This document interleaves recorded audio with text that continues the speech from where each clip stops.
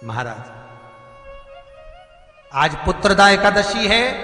जिस नारी को संतान नहीं हो रही हो, बहुत प्रयास कर लिया हो, पुत्रदा एकादशी पूरे साल में 2 बार आती है। एक श्रावण के महीने में आती है, दूसरी पोषाधिक्रम में आती है। श्रावण के महीने की जो पुत्रदा एकादशी होती है, ये संतान की वृद्धि करने वाली होती है। शंकर जी के मंदिर में जाकर, भगवान शिव के मंदिर में पूजन करके घी का 1 कटोरी में घी और 1 कटोरी में खीर शंकर के सामने रख देते हैं। भगवान शंकर के मंदिर पर चौखट पर घी का दिया लगा देते हैं। शंकर जी की चढ़ी हुई 1 बेलपत्र साथ में रखें और 1 बेलपत्र को उठाकर शंकर जी के मंदिर की चौखट पे ही बैठकर चबा चबा कर खा लेते हैं। जो 1 बेलपत्र लेकर आए हैं वो अपने पति को खिला देते हैं। कहते हैं व्रत का सबसे पहला नियम, एकादशी व्रत का सबसे पहला नियम है कि आप जिस दिन व्रत करो उसके 1 दिन पहले भक्ति का संचार इस हृदय में कर लो।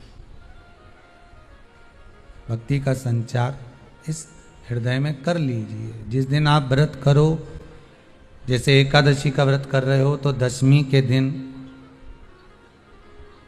शाम का समय जब आवे, रात्रि जब होने लगे, शाम का समय आवे और रात्रि का आप जब भोजन ग्रहण करो तो उस भोजन में कोई ऐसा पदार्थ ग्रहण मत करिए जिस पदार्थ के कारण आपकी एकादशी बिगड़ जाए।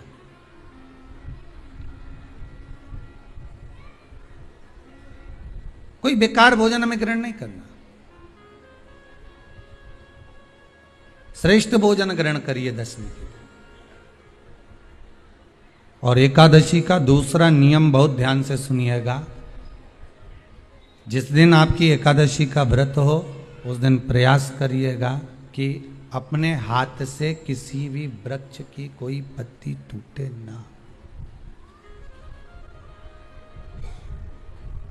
अपने हाथ से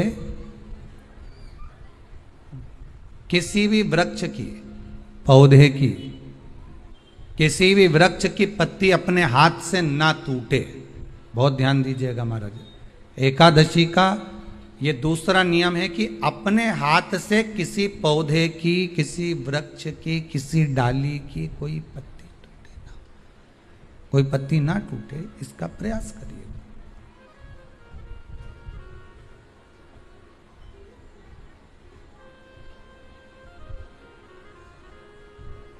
कितना सुंदर व्याख्यान कहा है, कितना सुंदर वर्णन है महाराज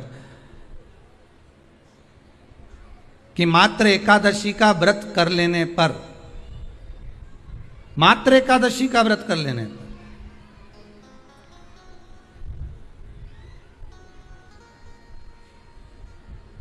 जो पूर्व में किया गया हमारा पाप कर्म है, हमने किसी जीव की हत्या करी है, हमने किसी को कष्ट प्रदान करा है, हमने किसी को अपशब्द कहा है, हमने किसी को ताने दिए, हमने किसी को आड़ा टेढ़ा कहा है, हमने किसी को गालियां दे दी है, मात्र एकादशी का व्रत ही कर लेने पर ये सारे जो दोष हैं वो समाप्त हो जाते हैं।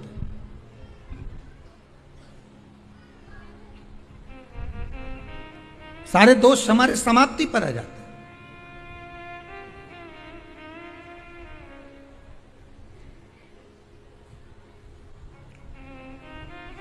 अब एक विचार करिएगा थोड़ा सा अपने मन में, अपने चित्त में, अपनी वृत्ति में एक बात उतारिएगा। एक अपने मन में एक बात को उतार कर रखिएगा कि आप अपने पाप को, अपने पाप कर्म को जिस दिन क्षीण करने वाले हो, समाप्त करने वाले हो, अपने पाप को आप जिस दिन समाप्ति पर लेकर जा रहे हो, तो उसके 1 दिन पहले आपको प्रसन्नता होना चाहिए कि नहीं होना चाहिए कि कल मेरा पाप कटने वाला है, कल मेरा पाप समाप्त होने वाला है। जो मैंने पाप कर्म करा है वो समाप्त होगा, जो मैंने पाप कर्म करा है वो कल समाप्त हो जाएगा। तो 1 दिन पहले आपके चेहरे पर प्रसन्नता हो कि ना हो?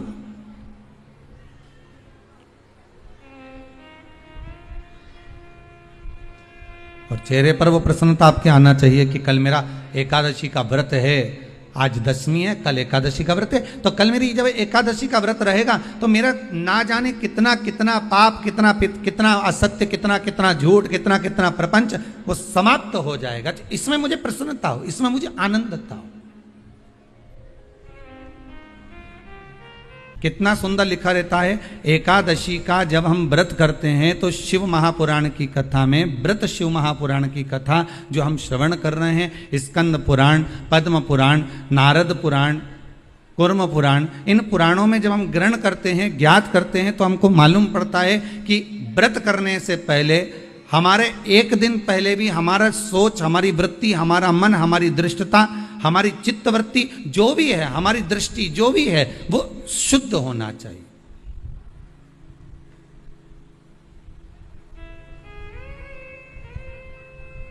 हमारा भाव शुद्ध हो, हमारा मन शुद्ध हो। हम दूसरे से आशा तो रखते हैं कि ये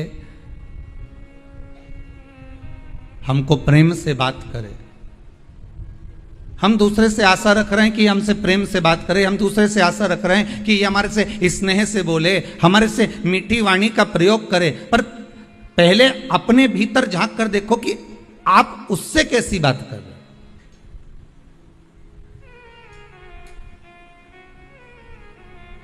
पहले भी कथा में कहा, आज फिर कहते हैं, प्रेम दोगे तो प्रेम मिलेगा। जो आपके पास में है वो आप लुटाना प्रारंभ कर दीजिए।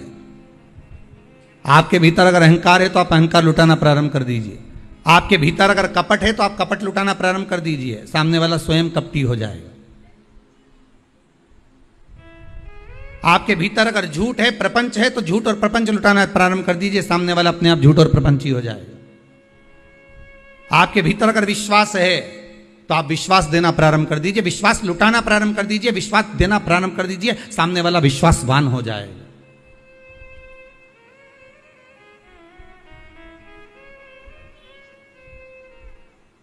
सामने वाला स्वयं विश्वासवान हो जाएगा।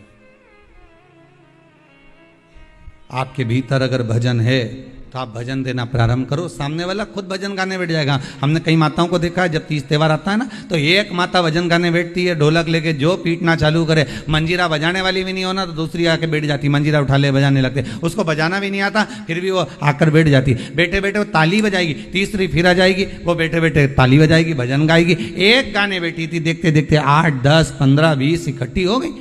अर्थात आपने भजन दिया है, आपने भजन दिया तो भजन मिल रहा है, आपने प्रेम दिया तो प्रेम मिल रहा है, आपने करुणा दी है तो करुणा मिल रही है, आपने वात्सल्यता दी है तो वात्सल्यता प्राप्त हो रही है। भगवान कृष्ण की माता जी का नाम यशोदा रानी, यश ददाती इति यशोदा, जो दूसरे को यश प्रदान करती है वही यशोदा है। अब आपने तो नाम रख लिया यशोदा और मालूम पड़े दूसरे को दे रही अपयश, यश तो कभी दिया ही नहीं। बहू ने भोजन बनाया, थोड़ी सी सब्जी बेकार बन गई तो तुरंत सास ने कह दिया, पति ने कहा आज तो भोजन अच्छा नहीं बना, इसमें दाल में नमक कम रह गया, मिर्ची ऐसी डल गई, तो तुरंत सास ने कह दिया मैंने नहीं बनाई है, बहू ने बनाई है।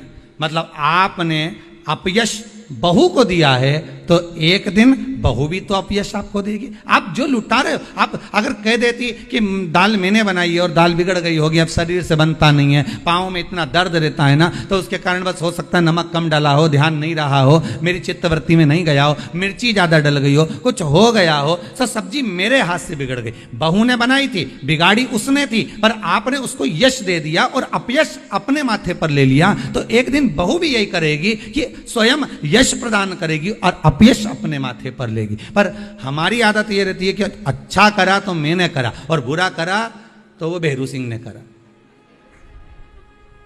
हमने तो तुरंत कह दिया। अच्छा हम कर रहे हैं, बुरा वो कर रहा है। अब इसमें प्राप्ति कहां है?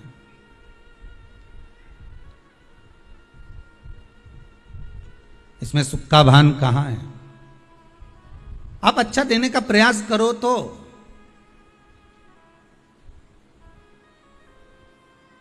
जो साड़ी कोई नहीं पहने, ना बहू पहने, ना बेटी पहने, ना कोई पहने। जब वो साड़ी बहुत दिन की रखी रही और वो साड़ी कोई नहीं पहने, तब तुमने उठाकर उसको भागवत जी पे चढ़ा दी। और आशा क्या रख रही हो कि भागवत मैया ऐसी कृपा करजे हमारी झोली खुशी से भर दीजिए।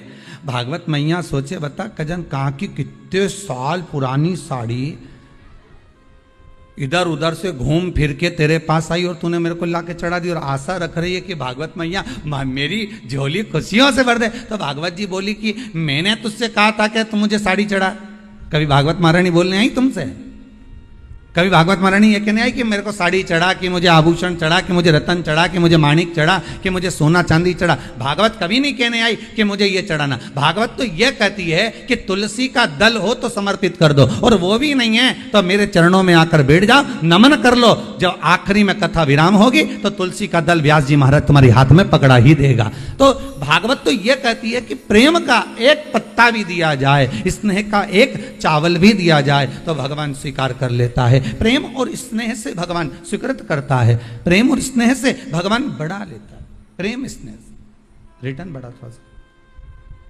प्रेम का अगर भाव होगा, प्रेम अगर आपके पास में है तो आपको मिलेगा, और अगर प्रेम नहीं है तो मिलेगा। जो होगा आपके पास में वो दे दीजिए।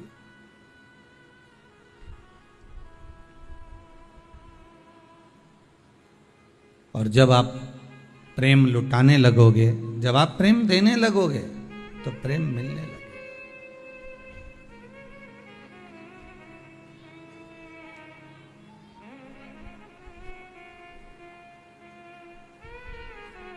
शिव बहुत सरल भाषा में समझ लीजिए, बहुत अच्छे से समझ लीजिए। शंकर भगवान ने अपनी जटा में गंगा जी को रखा और सारे विश्व के उद्धार के लिए, संसार के उद्धार के लिए शंकर भगवान ने वो गंगा पृथ्वी पर भेज दी। अब शिव जी ने आपको क्या दिया है? जम के बोलो, क्या दिए? जटा में से गंगा। आप शंकर जी को क्या दे रहे हो? जो पानी भरकर ले गए हो, लोटा भरकर ले गए हो, भले आपने उसमें गंगा का जल नहीं मिलाया, पर आप लोटा भरकर जल भरकर लेकर गए हो, शंकर को समर्पित करा, तो भाव तो आपका गंगा का ही है कि हम शिव जी को गंगा का जल समर्पित कर रहे हैं। भाव तो आपका वही है। आप भले ना दिए हो पर भाव आपका वही है। शिव ने गंगा दी, आपने शंकर को गंगा दी। रामेश्वरम जाकर करा क्या आपने? केवल गंगा का जल ही तो समर्पित करा है शिव। क्योंकि भोलेनाथ ने, विश्वनाथ ने, शंभू ने आपको प्रदान करा था तो आपने उनको दिया है।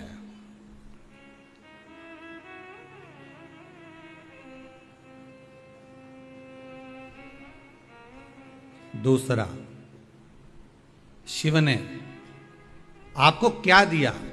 तो शंकर ने दूसरी चीज दी है हमको, सत्य। क्या प्रदान करा है? सत्य। शिव महापुराण के अंतर्गत आता है कि भगवान ब्रह्मदेव ने बारंबार असत्य बोला, हर बार असत्य बोला।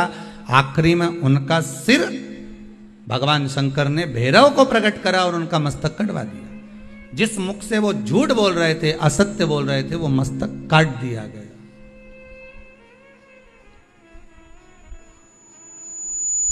वो मस्तक काट दिया गया जिससे वो असत्य बोल रहे थे, जिससे वो झूठ बोल रहे थे।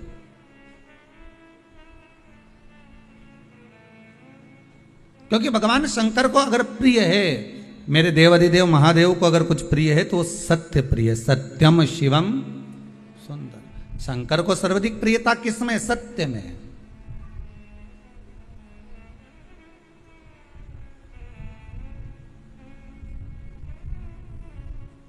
सतनाम कहो, भोलेनाथ कहो, भोलेनाथ कहो, भोलेनाथ कहो।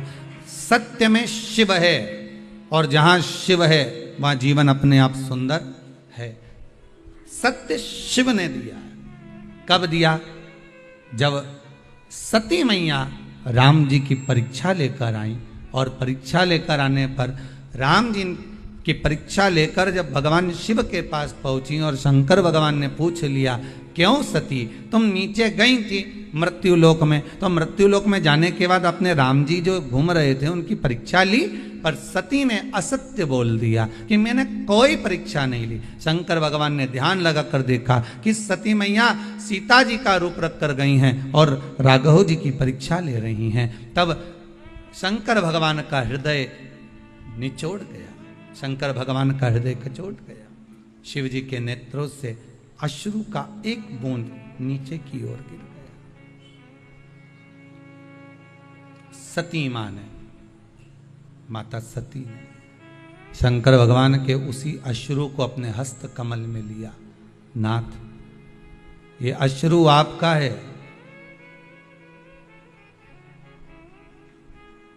सती आप इस अश्रु की हकदार नहीं हो।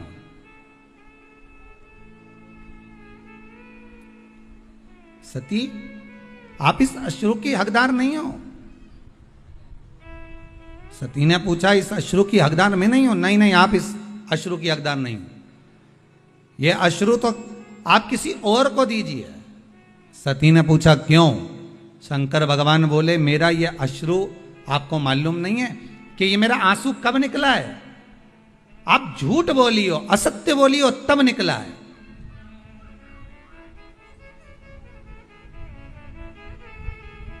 आपने असत्य कहा है, आपने झूठ कहा है, इसलिए मेरा अश्रु निकला है।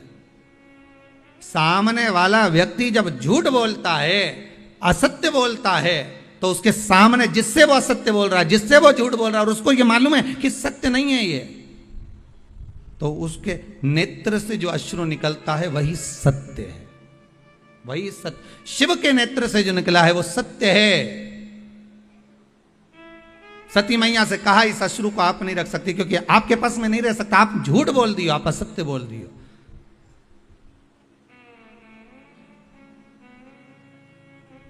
व्यक्ति तो आखिरी में बोलता है राम नाम सत्य है, बाकी का समय तो राम राम जपना, पराया माल अपना, मुख में राम बगल में चोरी। सत्य तो आखिरी में निकलता है, जब जीवात्मा चली जावे, जब ये आत्मा, ये जीव केवल शरीर पड़ा हुआ है और आत्मा निकल गई, तब लोगों ने जब उठा कर लेकर गए तब कहा कि राम नाम सत्य है। इससे पहले सत्यता नजर नहीं आती। जब तक जिंदा रहता है ना, तो परिवार सत्य है, पत्नी सत्य है, कुटुंब सत्य है, मेरा घर परिवार, नाते रिश्ते, ये सब सत्य नजर आएंगे। और जैसे ही प्राण छूट गए, सब असत्य, बस राम नाम सत्य नजर आता, उसके सिवाय कुछ सत्य नहीं दिखता।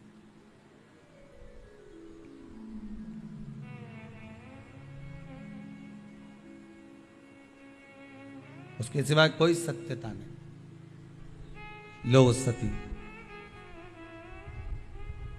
ए सती, ये आपके हस्त कमल में जो अश्रु रखा है ना, ये अश्रु आप पहचान नहीं पा सकती कि अश्रु में सत्यता है।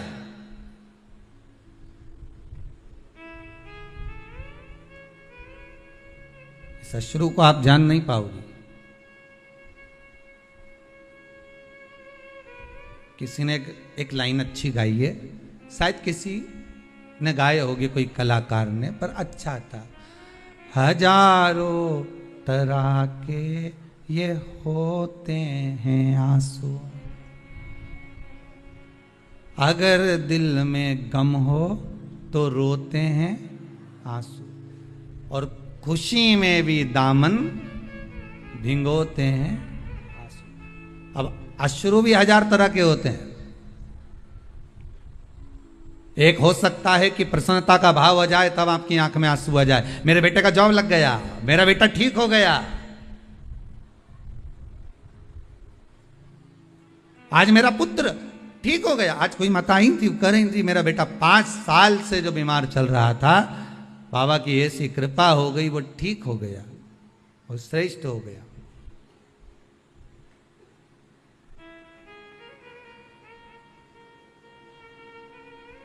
कहीं शंकर की दया हो। प्रसन्नता में भी अश्रु आ जाते हैं।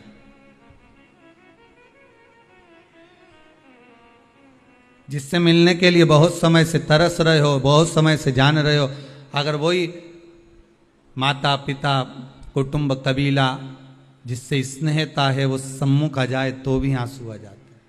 प्रेम है, करुणा है, वात्सल्यता, स्नेह।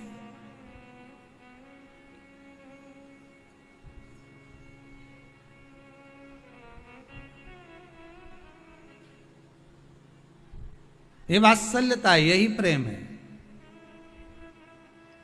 सती अश्रु का मोल तुम नहीं जान सकोगे। अश्रु वापिस दे दीजिए हमको। सती मैया कहती है मैं अश्रु वापिस नहीं कर सकती आपको, पर ये सत्य का अश्रु है, और सत्य का अश्रु इतनी देर तक कोई धारण नहीं कर सकता। सियोर वाला महाराज भले गला चिल्ला चिल्ला के बोल दे कि आप सत्य बोलो, सत्य बोलो, सत्य बोलो, पर तुम कथा में 3 घंटा सत्य बोल लोगे, बाकी की जगह पर तुम 2-4 घंटा सत्य बोल लोगे, पर फिर जैसे ही मोबाइल हाथ में आया, कानों पे लगाया, फिर झूठ चालू। क्या कर रही हो? बस घर के लिए निकल गई, और मालूम पड़े बैठी तो यहीं थी, और असत्य निकलना प्रारंभ हो गया। फिर वो असत्य प्रारंभ हो गया। सत्य को प्रमाण नहीं चाहिए साहब, पर असत्य को प्रमाण चाहिए। जो झूठ बोलने वाला होता है ना, वो बार बार कहता है लाओ प्रमाण दो, लाओ प्रूफ दो, अभी दो, अभी मैं चले जाऊं, अभी मैं बता दूं, अभी मैं ये कर दूं, लाओ प्रूफ दो। असत्य को प्रमाण चाहिए, सत्य को प्रमाण की जरूरत नहीं पड़ती भाई। अभी मैं ये कर देता, सत्य को प्रमाण नहीं चाहिए। सत्य सत्य। सती ब्रह्मदेव ने असत्य बोला, भगवान शंकर ने तुरंत भैरव को प्रकट करा, और काल भैरव को प्रकट होकर कहा काट दो ब्रह्मा जी का सिर जिससे वो असत्य बोल रहे हैं, काटो इसका सिर। नख तोड़ा, ब्रह्मदेव का सिर कट गया, क्योंकि झूठ बोल रहे थे। असत्य से ब्रह्मा जी का सिर कट सकता है, तो झूठ बोलने से, असत्य बोलने से हमारा पुण्य कट नहीं सकता। पाप बढ़ेगा और पुण्य कटेगा, पुण्य भी तो समाप्त होता है। हमने पहले कथा में कहा था, आज फिर कहते हैं, आप 24 घंटे सत्य मत बोलो, परंतु कम से कम दिन भर में 1 घंटा तो ऐसा बना लो कि मैं 1 घंटा सत्य बोलूंगी।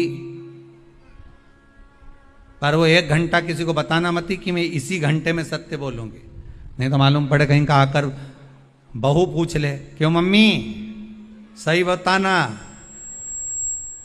मेरे प्रति क्या सोच रही बैठे बैठे, और सास ने जो सत्य बोल दिया तो हो गया कल्याण। वो बताना भी मत को कौन से घंटे में तुम सत्य बोलने वाली हो।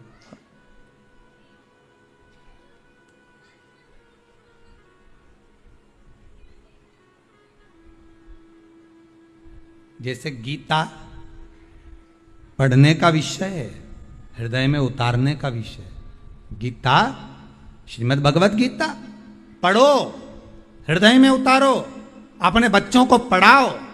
क्यों? क्योंकि आज अगर आपके बच्चे गीता को पढ़ लेंगे तो आपके बच्चों को अदालत में खड़े होकर गीता पर हाथ नहीं रखना पड़ेगा।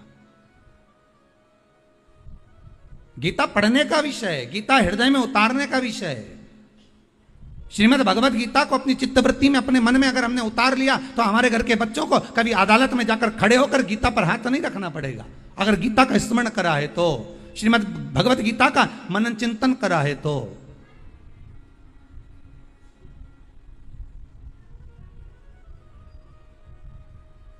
थोड़ा सा सत्य अपने जीवन में उतारो, तब जाकर जीवन का आनंद। सती लाओ, ये मेरा अश्रु मुझको दे दीजिए, ये सत्य से जो अश्रु निकला है, ये सत्य का अश्रु आप मुझे प्रदान कर दीजिए। नहीं नहीं नहीं स्वामी, मैं ये सत्य को अपने पास रखना चाहती हूं। शंकर भगवान ने कहा, सुनो सती, अगर सत्य अगर आपने अपने पास में रख लिया तो आपको सहन बहुत कुछ करना पड़ेगा। मैं सहन करने को तैयार हूं। अगर सत्य मेरे पास में रह रहा है तो मैं सहन भी कर लूंगी। और सती ने क्या सहन करा वो आप देख लो। सती जब पिता के यज्ञ में गई और वहां पहुंची, और पहुंचने के बाद माता सती ने जब जो देखा, देखने के बाद सती ने सत्य कहना प्रारंभ करा और सत्य सुनना प्रारंभ करा, तो सती को भस्म होना पड़ा। माता सती को भी भस्म होना।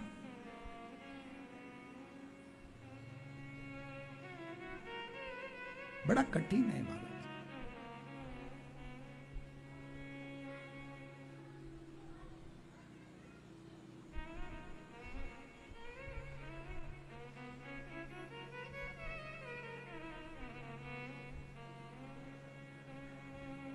सत्य को पहचान कर सती मैया ने बारंबार शिव से कहा मैं सब सहन कर लूंगी सत्य को, आप मुझे दे दीजिए। शंकर भगवान ने अपना अश्रु, वो सत्य का अश्रु, सत्यता का अश्रु शंकर भगवान ने दे दिया सती माता।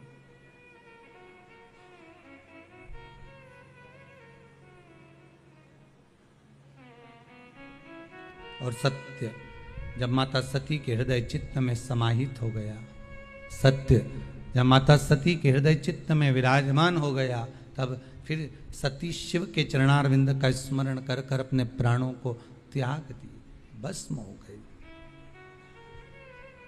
बस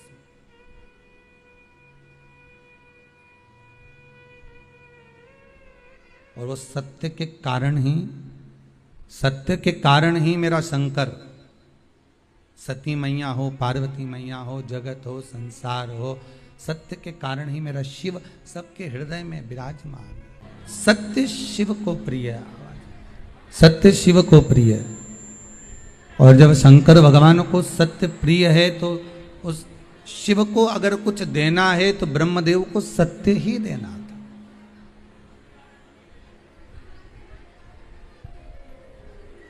ब्रह्मा जी अगर देना चाहते तो सत्य दे देते, पर ब्रह्मदेव ने सत्य नहीं दिया। ब्रह्मा जी सत्य नहीं बोल पाए। और ब्रह्मा जी अगर सत्य प्रदान एक बार कर देते तो फिर असत्य ब्रह्मा जी को बोलना ही नहीं पड़ता। किस लिए बोलते थे?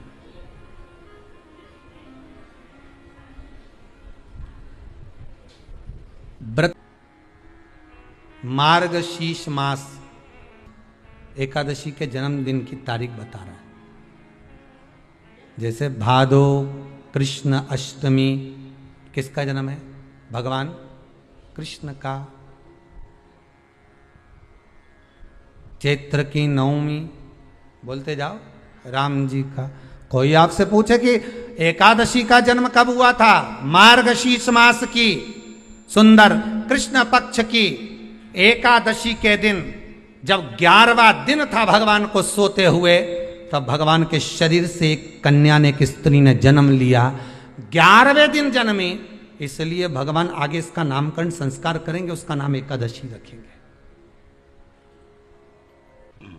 एकादशी का जन्म कब हुआ? तो कहा एक नाड़ा जंग नाम का सुर था, राक्षस, जिसके पुत्र का नाम था मुर। क्या नाम है? मुर। मुरदैत्य। ये मुरदैत्य इतना विशालकाय था, इतना विशालकाय था, रहने वाला चंद्रावती नगर का था। कौन से नगर में रह रहा था? चंद्रावती नगर।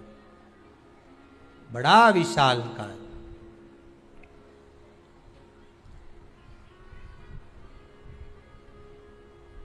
इसमें बल इतना था, इतना बल था कि एक दिन मुरदैत्य ने तप साधना कर कर, दान पुण्य कर कर, स्मरण कर कर सारा पुण्य अपने खाते में रख लिया। आपको कल कथा में कहा था, उद्यापन करना मतलब उतने व्रत का पुण्य अपने खाते में जमा कर लेना, फिर वो समाप्त नहीं हो सकता।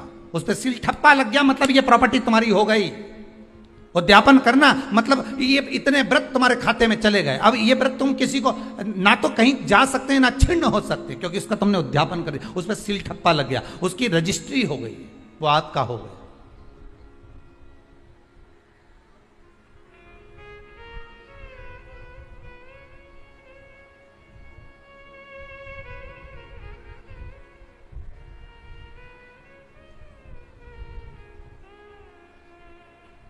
अब मुरदैत्य बड़ा उपद्री था, बड़ा उपद्री, इतना उपद्री, पर साथ में वो दान भी बहुत करता था, साथ में वो पुण्य भी बहुत करता था, सत्कर्म बहुत करता था।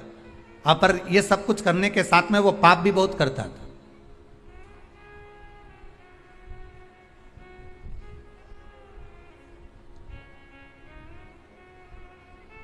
बहुत पाप करता था, पुण्य के साथ में पाप भी बहुत करता था।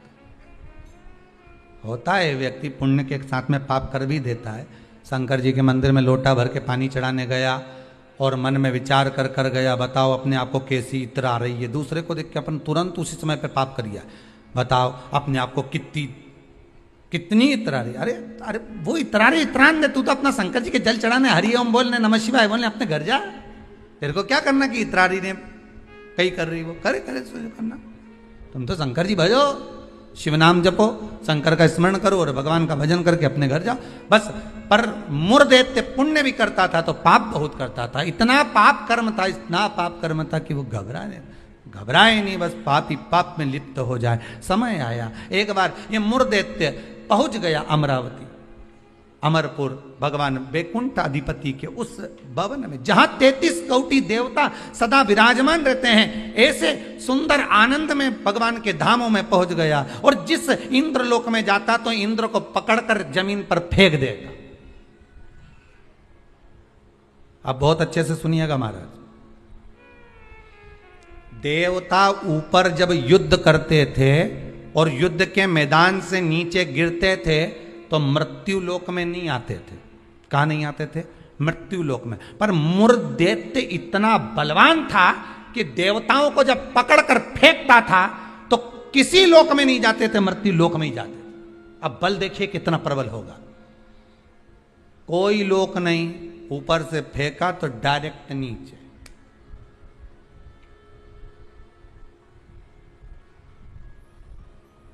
सीधे नीचे।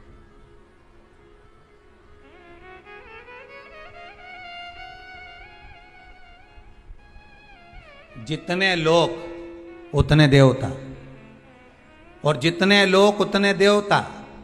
अब इसने सोचा इतने सारे देवताओं को अलग अलग गिराने कब तक जाऊंगा, तो इसने क्या करा, आज चढ़ गया सारे लोकों पर और लोकों पे चढ़कर जो नृत्य करना प्रारंभ करा, जम जम के नाचना, तो सारे लोक हिलने लगे। और जितने उसमें 33 कोटि देवता रह रहे थे सब मृत्यु लोक में गिर गए। अब सारे लोक में किसका राज्य हो गया? जम के बोलिए जरा, उस मुरदैत्य का। सारे लोग खाली, मुरदैत्य का राज्य। सारे देवता इकट्ठे होकर शंकर भगवान के पास में गए, क्योंकि मृत्यु लोक में आ गए तो मृत्यु लोक में कहां जाएंगे। आपको पहले भी कथा में कहा, मृत्यु लोक में जन्म हुआ है आपका। आप पृथ्वी पर जन्मे हो और मृत्यु लोक में जन्म लेने के बाद अगर आप मन में सोचो कि हम शंकर की आराधना क्यों कर रहे हैं, अरे मृत्यु लोक में जन्म लेने के बाद शंकर की आराधना ही मूल है, शिव की आराधना ही जरूरी है।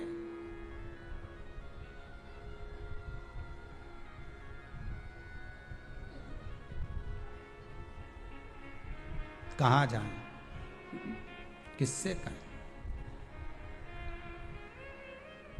वैकुंठ लोक के अधिपति भगवान विष्णु, ब्रह्मलोक के अधिपति भगवान ब्रह्मा, इंद्र लोक के अधिपति इंद्र, यमलोक के अधिपति यम, मृत्यु लोक के अधिपति महादेव है, भगवान शिव है। और अगर आप मृत्यु लोक में रह रहे हो तो आपके जीवन में अगर दुख है, तकलीफ है, कष्ट है, रोग है, बीमारी है, तकलीफ में हो तो शंकर की शरण में जाइए। सारे 33 कोटि देवताओं का चरित्र एकादशी के जन्म की कथा कर रही है, पद्म पुराण की कथा कर रही है, स्कंद पुराण की कथा कर रही है, शंकर की पावन कथा कर रही है कि देवता जब मृत्यु लोक में आ गए और मृत्यु लोक में आने के बाद उनको जब कष्ट हुआ, किसी देवता के पास नहीं गए, सबसे पहले शंकर जी के पास गए, क्योंकि जो करीब में होता है उसी को पुकारा जाता है। एक बहू पूना में रह रही है और एक बहू तुम्हारे साथ में रह रही है और तुम्हारा पेट दुखे या चक्कर आ रहे हैं तुमको, तो क्या पूना वाली को फोन लगा के बोलोगी बहुत चक्कर आ रहा है?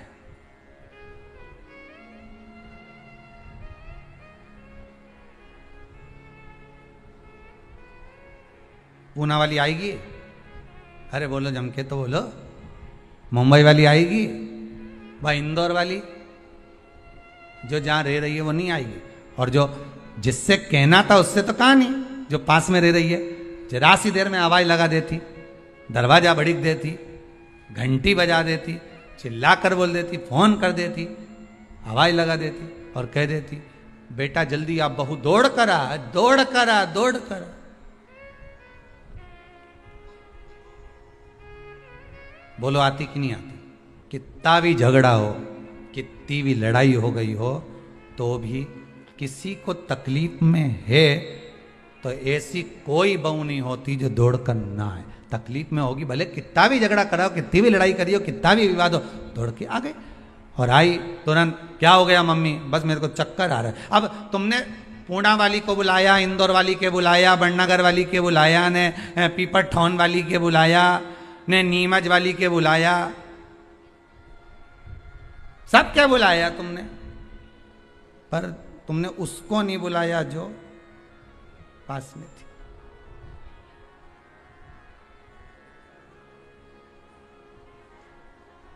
जो नजदीक में थी। मृत्यु लोक में जब देवता नीचे गिर गए तो इनके नजदीक में कौन थे? भगवान शंकर। जब शंकर भगवान नजदीक में थे तो सारे देवता शिव जी के पास दौड़ कर गए, भोलेनाथ जी के पास दौड़ कर जाकर हर हर महादेव, हर हर महादेव, हर हर महादेव। जैसे ही हर हर महादेव बोला, शंकर भगवान के नेत्र खुल गए। शिव जी ने पूछा कैसे आना हुआ ये तो बताओ। कहा महाराज जी ये वो मुर दैत्य ने हम सबको नीचे पटक दिया। अच्छा तो फिर क्या चाहते हो? बस उस मुर दैत्य का संहार कर दो। शंकर भगवान बोले मुर दैत्य का संहार मैं करूंगा?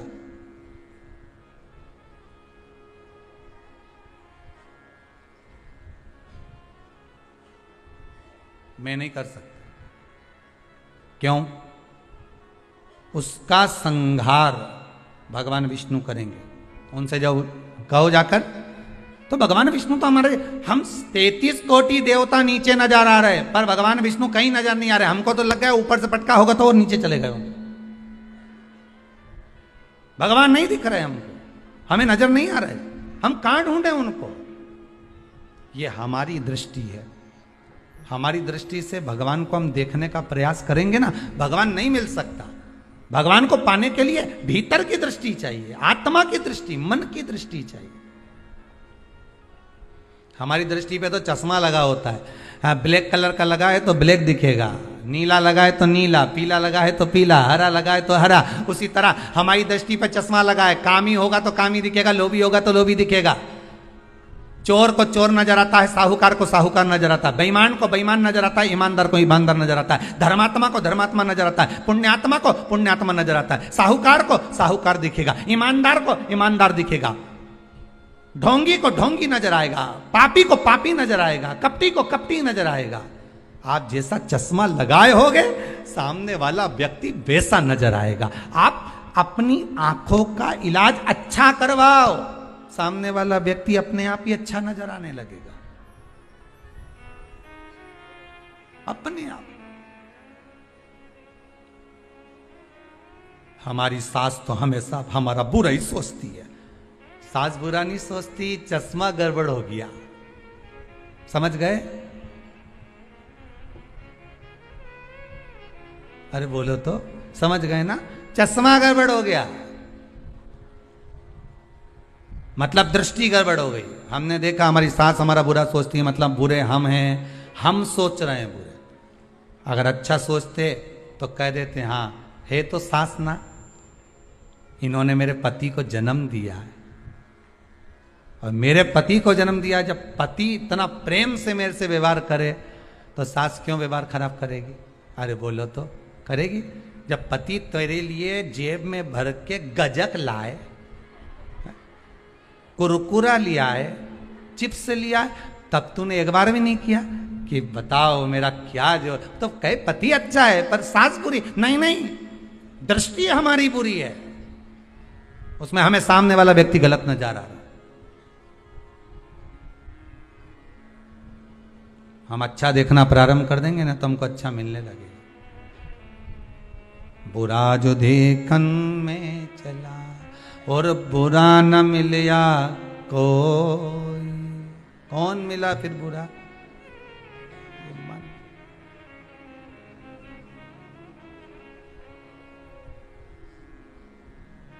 इस मन को बुरा कर, मैं नहीं मार सकता मुर्देत्य को, भगवान विष्णु मारेंगे। भगवान विष्णु कहां मिलेंगे? क्षीर सागर में शयन कर रहे हैं, जाइए।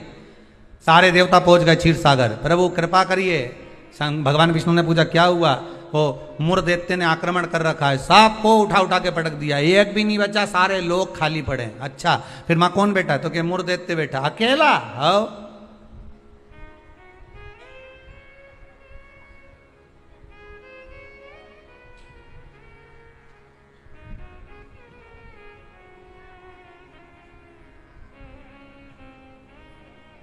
वो अकेला बैठा है।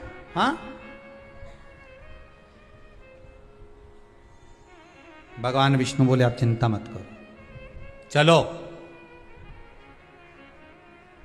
चलो हमारे साथ। चंद्रावती नगर पर सारे 33 कोटि देवता आक्रमण कर दो। शंकर भगवान तो मुस्कुराने लगे। एक मुर्दैत्य के लिए 33 कोटि देवता अपना अपना लोक छोड़कर आ रहे हैं युद्ध करने के लिए। विचार करिएगा जरा, एक व्यक्ति की हस्ती मिटाने में, एक व्यक्ति की हस्ती मिटाने में ना जाने कितने लग जाते हैं नीचे गिराने में, ना जाने कितने।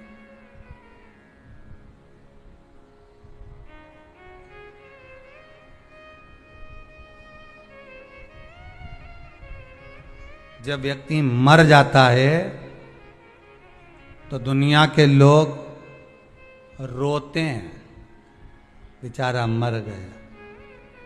और जो मर गया उसको वापिस जिंदा कर दे भगवान तो फिर खो जाते हैं, फिर उठ गया, वापिस उठ गया। फिर ना जाने कितना मेहनत करेगा, कितना कमाएगा, ना जाने कितनी बिल्डिंग बना लेगा, ना जाने कितना धन जोड़ लेगा, खो गए। मरा तो रो गए। संसार का नियम है, एक व्यक्ति की मुर्दैत्य की मात्र हस्ती को मिटाने के लिए सारे आ गए, पर 33 कोटि देवता 15 मिनट नहीं लगे मुर्दैत्य को। 15 मिनट में मुर्दैत्य ने सारे देवताओं को हिला दिया, भाग गए। सारे 33 कोटि देवता भाग गए। तब भगवान विष्णु अकेले युद्ध के मैदान में थे, अकेले युद्ध के। और अकेले भगवान विष्णु जब युद्ध के मैदान में युद्ध प्रारंभ करा, भगवान ने उठाया सुदर्शन चक्र और भगवान ने उठाकर सुदर्शन चक्र को फेंका। मुर्दैत्य के जितने जितने असुर थे, जितने राक्षस थे, सबका संहार करने के लिए फेंका। फेंक तो दिया, सारे जितने असुर थे वो मर भी गए, पर मुर्दैत्य इतना प्रबल था कि उसने एक फूंक मारी, सबको जीवित कर दिया। भगवान विष्णु आश्चर्य में पड़ गए, गजब गजब। ये एकादशी के जन्म की कथा है।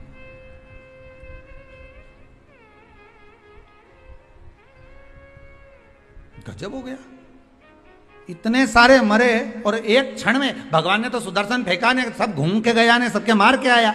उनके तो 1 घंटा, आधा घंटा, 15 मिनट, 10 मिनट, 5 मिनट लगे होंगे। इसने तो एक फूंक मारी, जो यहां से चालू करा, हैप्पी बर्थडे टू यू, एक फूंक में ही सब निपटा दिया। ले, सब जाग गया, सब। जैसे वो 11 साल होए तो लोग 11 मोमबत्ती जला। हमारे यहाँ तो कहीं नियम नहीं है, हिंदू धर्म के शास्त्र के अनुसार ये नियम नहीं है कि मोमबत्ती को बुझाओ कि दिया बुझाओ। हमारे यहाँ तो जन्मदिन मनाओ तो दिया जलाओ। और पहले बात तो जन्मदिन मनाओ तो पहले सोच के मनाओ कि 14 साल के हो गए, मतलब भगवान के करीब जाते जा रहे हैं। करीब 35 साल के हो गए, मतलब 36वें में लग गए, उसकी ओर करीब पहुंच गए। जैसे जैसे उम्र बढ़ती जा रही, तुम तो केक काट रहे हो, ऊपर तो नगाड़े बज रहे हैं, भेरू आने वाला है, ऊपर नगाड़े बज रहे हैं। 68 का हो गया, गांव के लोग जन्मदिन मना रहे, ऊपर कह रहे तैयारी कर लो रे, थोड़ा और बचा है, आने वाला।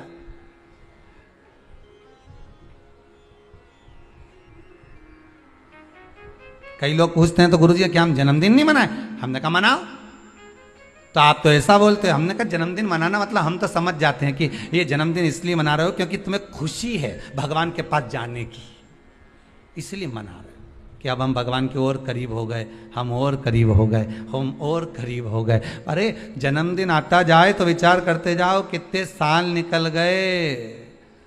ना राम नाम लीनो ओ तूने भरी जवानी में, तो डूब के मर जा रे चुल्लू भर पानी में। अरे काय जन्मदिन मनाओ तो विचार करिए कि हमारा जन्मदिन हम क्यों मना रहे हैं, किस लिए मना रहे हैं, कहां जा रहा है, हमारा समय निकले चले जा रहा है। ना राम गाए ना कृष्ण गाए ना शंकर का स्मरण करा, यूं ही गवा दिया। और बच्चा कुचा था तो जन्मदिन आदि रात को मेन रोड पे गाड़ी को खड़ा करके बोनट पे केक रख के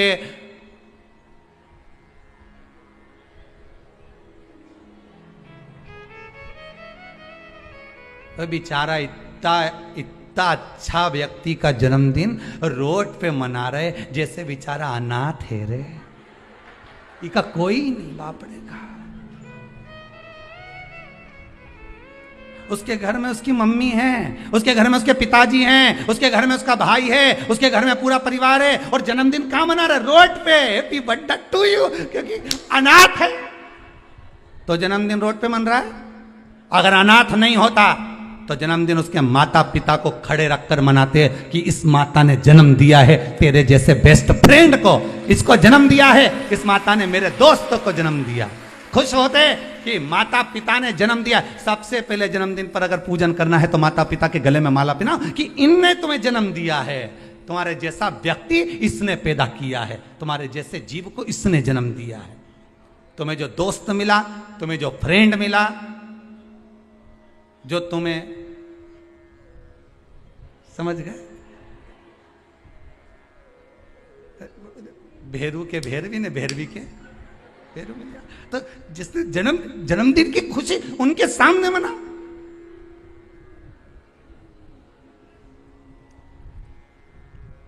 चले गए रोड पे, गाड़ी खड़ी कर ली, केक काट लिया, आधी रात को बम फटाका फोड़ लिया, बस। क्या मतलब? वो अनाथ नहीं है, वो अनाथ नहीं है, उसके सिर पर उसके माता पिता का हाथ।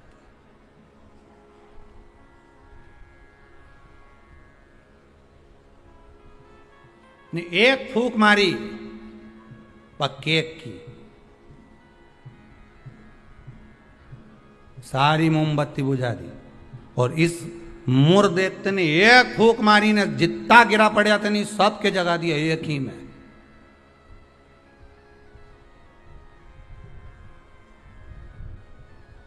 मेरे को तो लगे वो कहीं कहीं का बाबा जोगी और नहीं हो, नहीं जिसके यहाँ झाड़ा लगवाने लोग जाए, एक फूंक मार दो उठी क्या। तो ये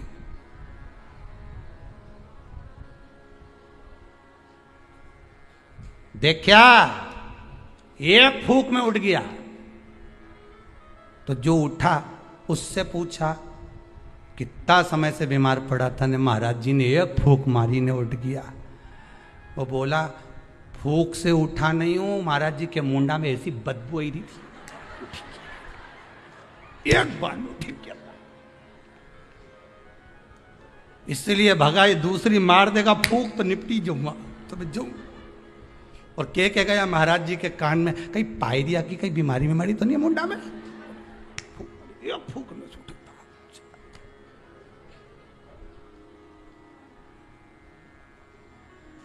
अब अभी महाराज जी ने उसको मारी थी, अब महाराज जी खुद के मार के देखो,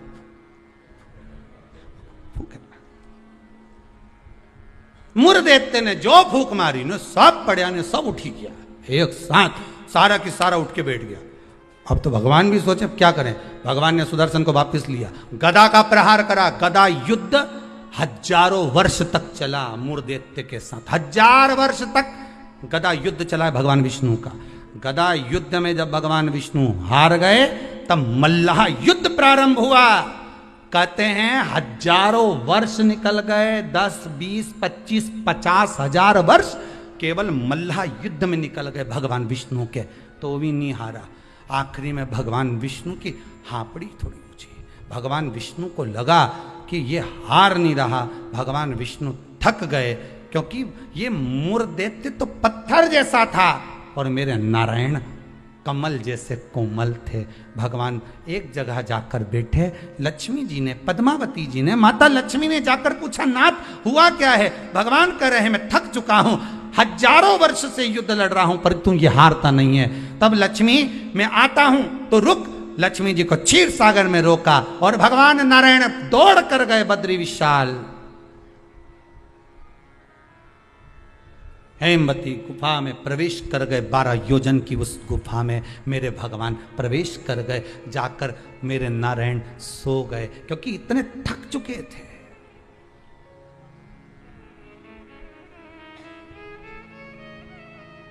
इतने थक गए थे और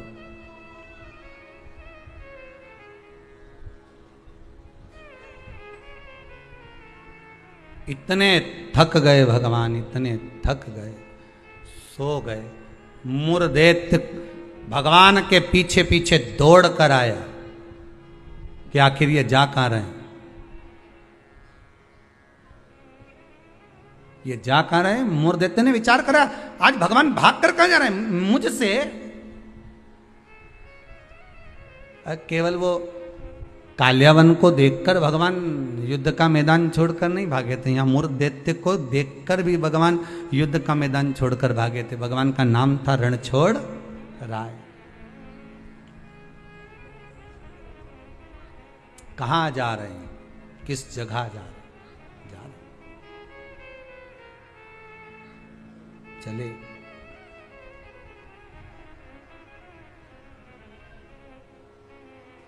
गुफा में मूर दैत्य ढूंढते ढूंढते उस हेमवती गुफा के अंदर प्रवेश करने लगा।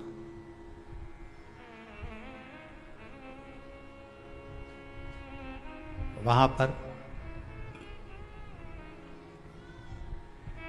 हेमवती गुफा में जैसे ही प्रवेश करा उस समय पर पाप पुरुष, कौन सा पुरुष है? पाप। व्यक्ति का जो पाप होता है, जब वो पुण्य वाली जगह पर जाता है, सत्कर्म वाली जगह पर जाता है, तो उसका जो पाप पुरुष है, उसका जो पाप है, वो उसके सामने आकर खड़ा हो जाता है। बहुत ध्यान देना। क्यों कहते हैं कि मंदिर जाओ, क्यों कहते हैं तीर्थ जाओ, क्यों कहते हैं सत्संग में जाओ, क्यों कहते हैं कथा स्मरण में बैठ जाओ, क्यों कहते हैं? हमारा जो पाप है वो हमसे, जैसे ही हम तीर्थ गए, जैसे ही हम भजन में गए, जैसे ही हम कथा में गए, जैसे ही हम कीर्तन में गए, जैसे ही हम स्मरण में गए, जैसे ही भगवान की भक्ति में हम पहुंचे, हमारा पाप जो हमारे सम्मुख में था, हमारे साथ में था, वो पाप हमसे दूर हो जाता है। और मूर दैत्य के सामने वही पाप पुरुष आकर खड़ा हो गया। अंदर प्रवेश कर रहे थे मूर दैत्य, पाप पुरुष ने रोक दिया। कहां जा रहे हो तुम? तुम्हें मालूम नहीं तुम कहां प्रवेश कर रहे हो? तुम्हें ज्ञात नहीं है क्या? ज्ञात है। मैं भगवान विष्णु को ढूंढने जा रहा हूं, उनके साथ मेरा युद्ध हो रहा था। अच्छा, मैं भगवान विष्णु को ढूंढने जा रहा हूं क्योंकि उनके साथ मेरा युद्ध हो रहा था। पाप पुरुष ने रोक दिया, अंदर नहीं जा सकते क्योंकि अंदर पुण्य है, आप रुको वहीं पर। रोक दिया। जब मूर दैत्य ने पाप पुरुष को हटाया और अंदर प्रवेश करने लगा, 11 दिन तक, एकादशी दिन तक, 11 दिन तक पाप पुरुष और मूर दैत्य दोनों की बात संवाद हुई है। पाप सामने है, मूर दैत्य प्रवेश कर रहा है, बीच में पाप अड़ा पड़ा है। और वहीं बस उस 11 दिन में क्या हुआ कि 11 दिन में भगवान विष्णु के शरीर से एक स्त्री ने जन्म ले लिया, एक कन्या ने, एक स्त्री ने, एक नारी प्रकट हो गई। नारी प्रकट हो गई। आप पुरुष ने देखा कि कोई कन्या आ रही, बड़ी सुंदर है, बड़ी सरल, बड़ी अच्छी दिख रही है। और पाप पुरुष ने देखा इतनी सुंदर कन्या, इतना सुंदर उसका स्वरूप,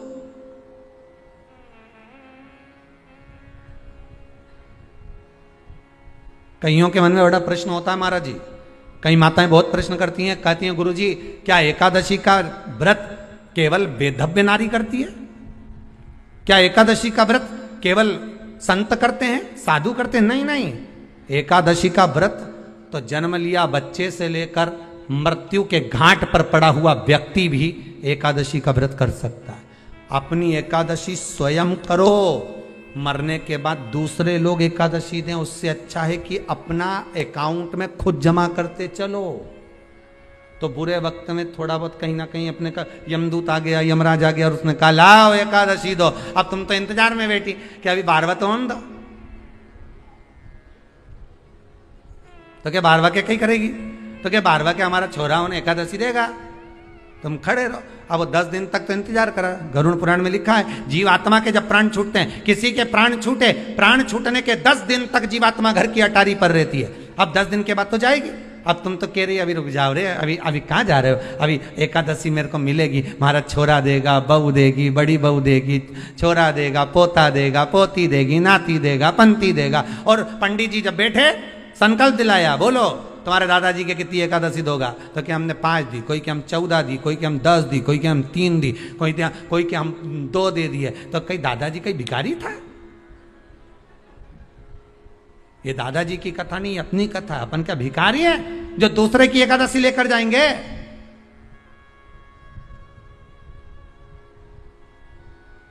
अपन अपनी एकादशी खुद करो, स्वयं एकादशी करो, फिर कहूंगा भले बकरी जैसे चरो, पर एकादशी कर। स्वयं अपने लिए एकादशी करो।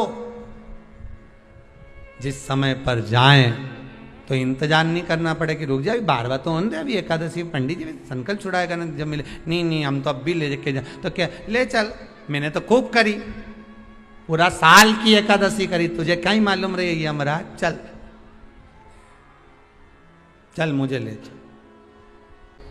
पाप पुरुष एकादशी को देखा, भाग गए।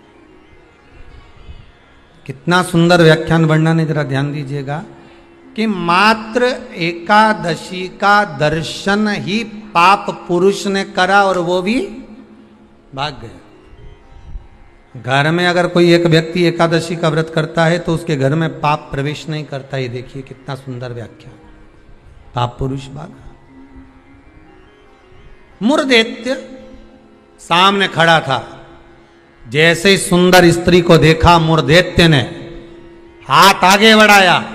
इतने में एकादशी माता ने तुरंत जो हाथ का धक्का दिया कि मुरदैत्य ने जैसे देवताओं को नीचे पटका था, वैसे ही मुरदैत्य भी भूमि पर गिर पड़ा। बहुत ध्यान देना, अगर आप किसी को नीचे गिरा रहे हो तो अपनी भी तैयारी पूरी कर कर रखना कि तुम भी कहीं ना कहीं नीचे गिरोगे। आज नहीं तो कल।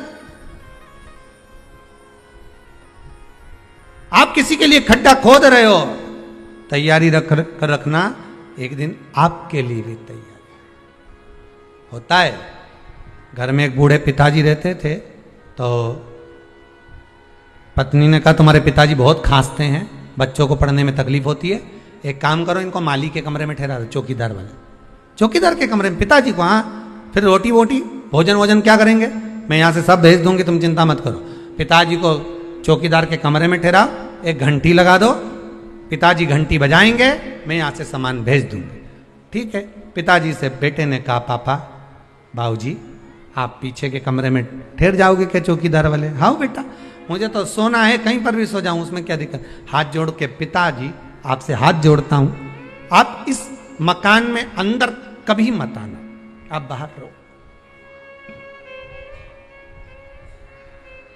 ठीक है बेटा, अगर आप बोल रहे हो तो मुझे कोई दिक्कत नहीं है, ठीक है। एक घंटी लगा देता हूं, बजा देना, पानी ले आएगी बहू, भोजन ले आएगी, नाश्ता ले आएगी, चाय ले आएगी, ठीक।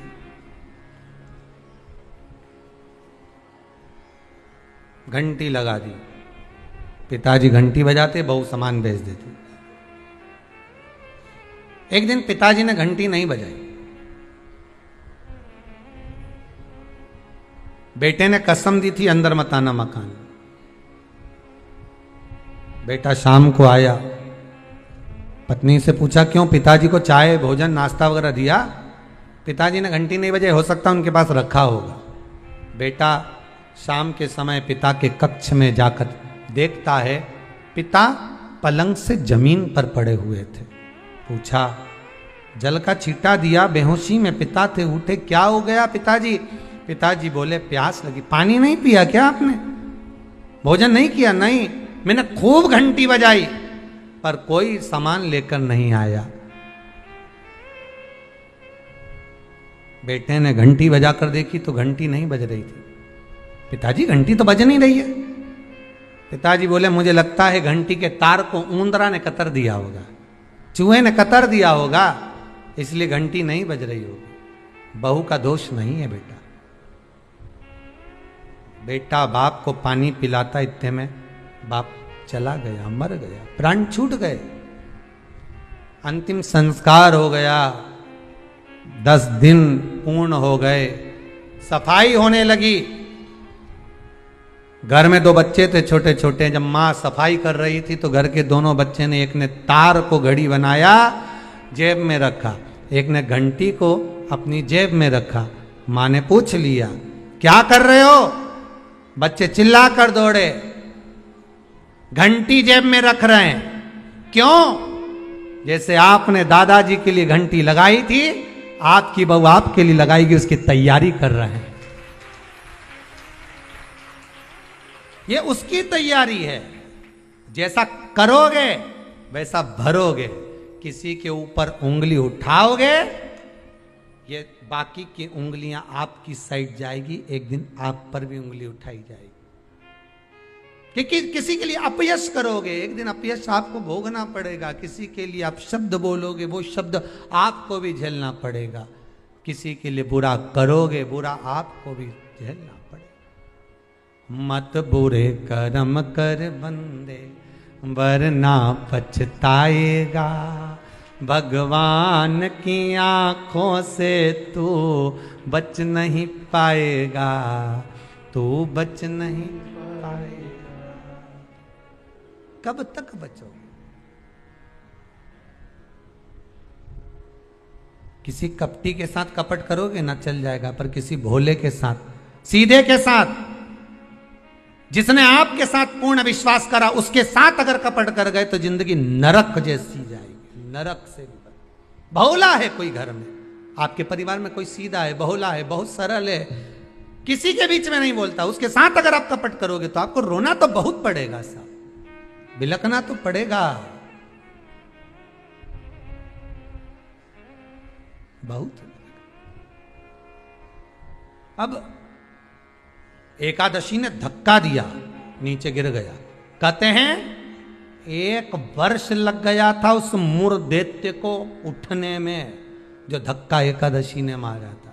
कई एकादशी ऐसी रे, एक धक्का जो मारे नहीं तो अच्छा निपटी जाए। पाप कपट छल बेईमानी प्रपंच ये तो उठे ही नहीं दादा एकादशी के दिन। ये सब दुबक के बैठ जाए, आज एकादशी है, आपने बोलना ही नहीं।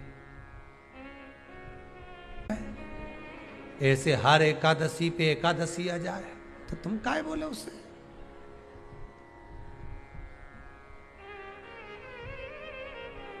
और फिर वो आंखों दिखाए जम के, समझ लेना एकादशी माता आज गुस्से में है।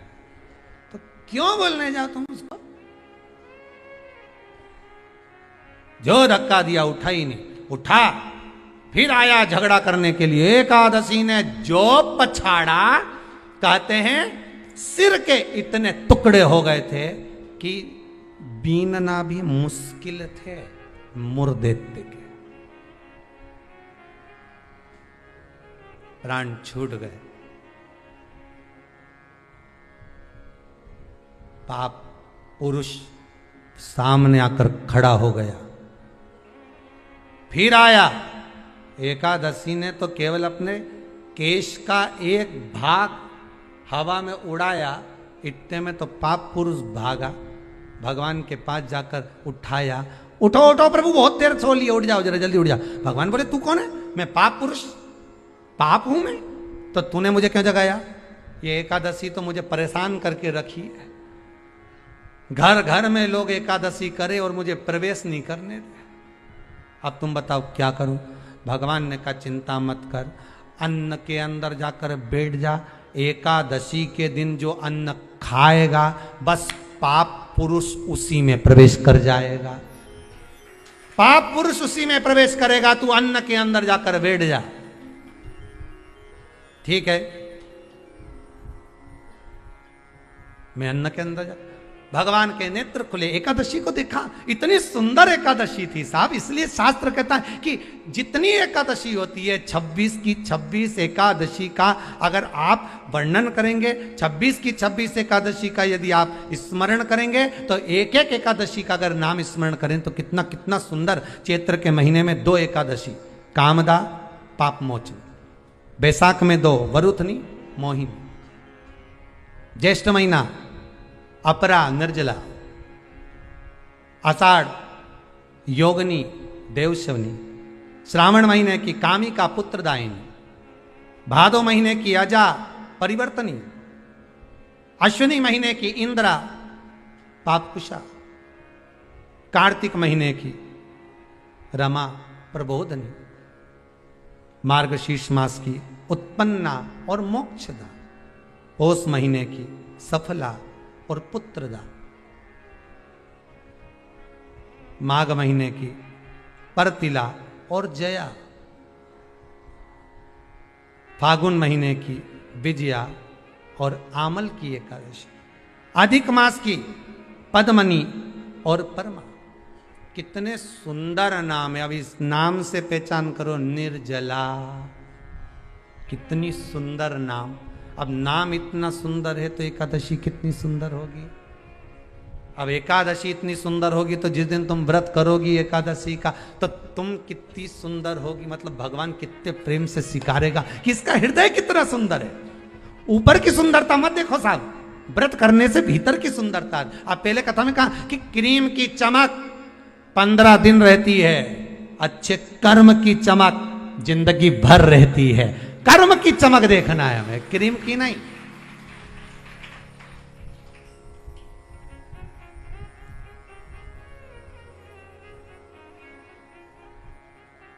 ये क्रीम वालों पे तो केस लगा देना चाहिए कि हम इतने काले थे अभी तक गोरे नहीं हुए। 50,000 रुपए की पूरी क्रीम पोत ली, जैसे कि जैसे ही है। 50,000 तुम लगाओ, 1 लाख वापिस लिया। हमने 50,000 की क्रीम लगाई, तुमने लिखा था उसमें एकदम सुंदर हो जाओगे, गोरे हो जाओगे। और टीवी पे तो फोटो ऐसा दिखाओ 1 मिनट में बस यूं ही लगाए नहीं गोरी हो जाए।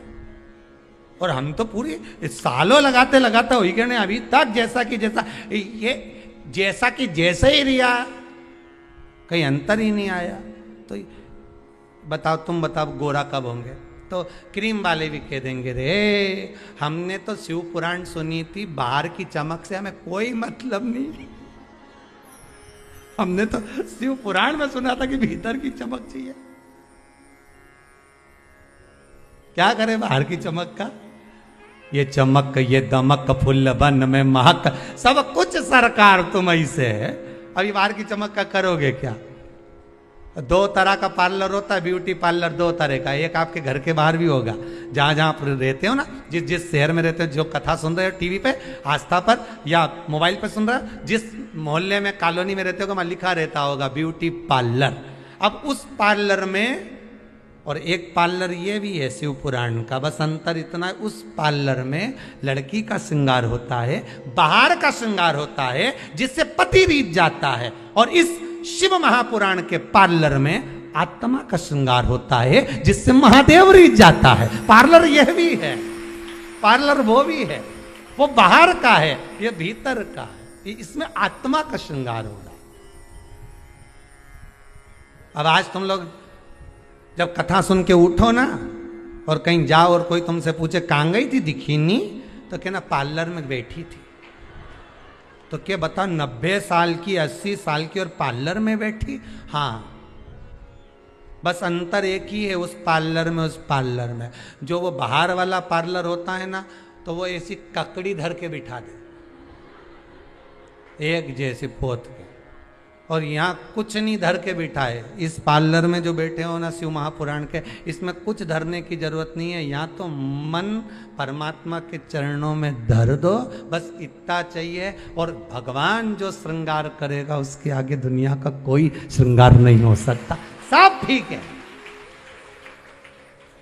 परमात्मा के श्रृंगार के आगे कोई श्रृंगार नहीं हो सकता। तेरी रचना इतनी सुंदर तो कितना सुंदर। जरा विचार करिए, कितना सुंदर। रचा है सृष्टि को जिस प्रभु ने, वही ये सृष्टि चला रहे।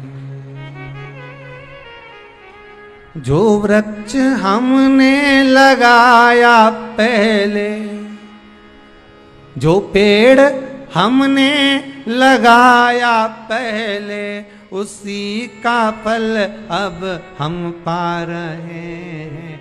रचा है सृष्टि को जिस प्रभु ने, वही ये सृष्टि चला रहे। रचा है सृष्टि को जिस प्रभु ने, वही ये सृष्टि चला रहे। जो पेड़ हमने लगाया पहले अच्छे कर्म का, उसी का फल अब जो बोया था वो अब आम का पेड़ बड़ा हो गया, तुम बढ़िया तोड़ तोड़ के खाओ, मना नहीं, पर लगाया था तो खा रहे हो है? और जिसने बमूल का लगाया तो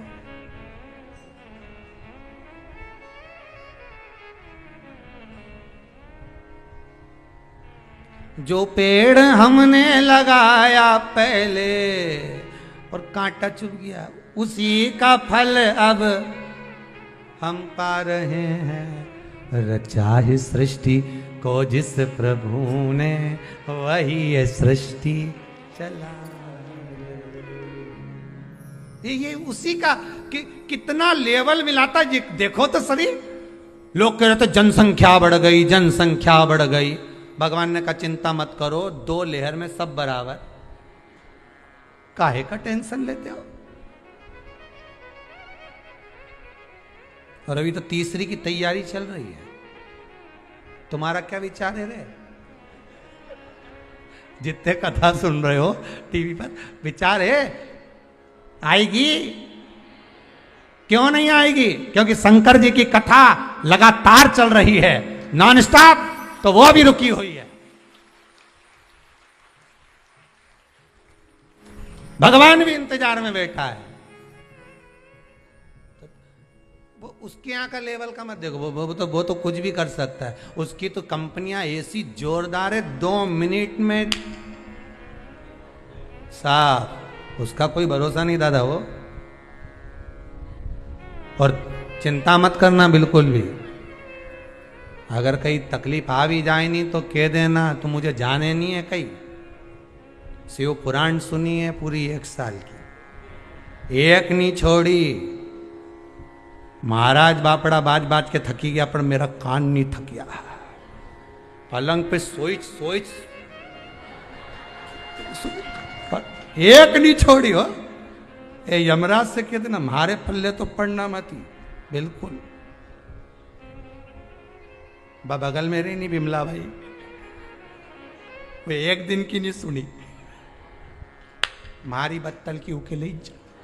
मारे छोड़ी जा, यमराज से भी कहते ना नीट जाऊं जा। कथा सुनी मैंने, कहा जाऊंगे?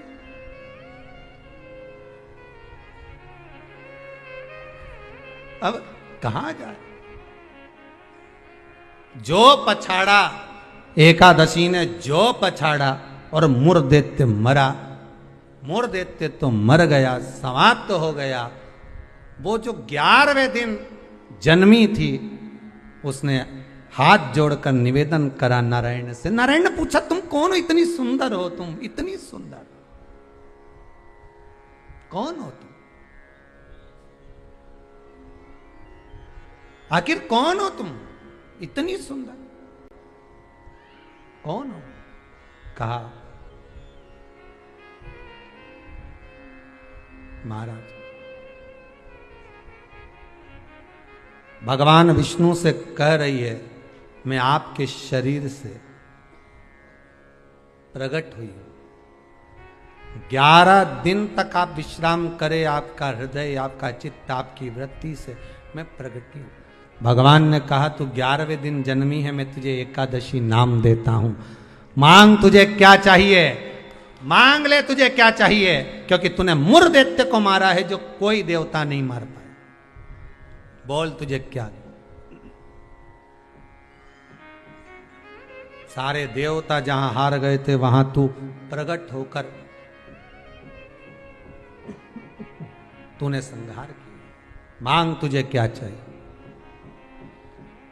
एकादशी ने भगवान विष्णु से कहा, नाथ प्रभु वर दे दो। मृत्यु लोक में जो मनुष्य मेरा व्रत करेगा, चाहे जलचर, थलचर, वायुचर या सांसारिक मनुष्य, मेरा अगर एकादशी का व्रत करेगा, प्रभु उसके यहां धन धान्य वैभव सुख संपदा बढ़ेगी और उस जीवात्मा को नरक नहीं भोगना पड़ेगा, सीधे बैकुंठ का उसको वास मिलेगा। जब जीव आत्मा को लेकर चला जाएगा, यम के दूत जब बंदी बनाकर ले जा रहे होंगे उस जीवात्मा को, जिसके प्राण छूटे होंगे, यम के दूत जब बंदी बनाकर ले जा रहे होंगे, तब मुझे वर दो कि मैं इसका हाथ पकड़कर बेतरनी से पार उतार कर सारे नरकों से निकालती हुई आपके धाम में लेकर आऊं। भगवान ने वर दे दिया, तथास्तु। हे एकादशी सुनो, मृत्यु लोक का मनुष्य अन्न का त्याग कर कर, क्योंकि अन्न में एकादशी के दिन पाप पुरुष रहता है, अन्न का त्याग कर कर एकादशी के दिन जो मनुष्य तुम्हारा व्रत धारण करेगा, उस व्रत को करेगा और उस व्रत को धारण करेगा, उसकी मनोकामना पूर्ण होकर वो मेरे ही धाम को जाएगा। ये तो हुआ एकादशी के जन्म की कथा। तो अब तुमसे कोई पूछे तो बता देना, एकादशी का जन्म कहाँ हुआ था, एकादशी का जन्म किस गुफा में हुआ था, एकादशी का जन्म कौन से महीने में हुआ था, एकादशी का जन्म कौन सी एकादशी को हुआ था। ये सब वर्णन आज की कथा में अपन ने श्रवण करा। भक्ति और मुक्ति, ये दोनों राह अलग अलग है, पर मिलने का स्थान एक है। राह दोनों की अलग अलग है, पर मिलने का जो स्थान है वो एक है।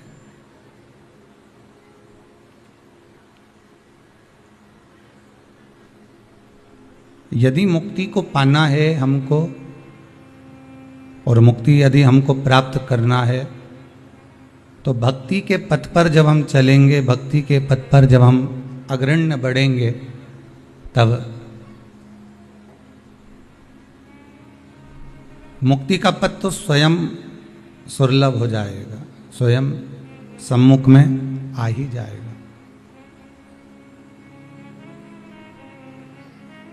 दुनिया के लोग मुक्ति पाने के लिए भक्ति का मार्ग नहीं पकड़ते,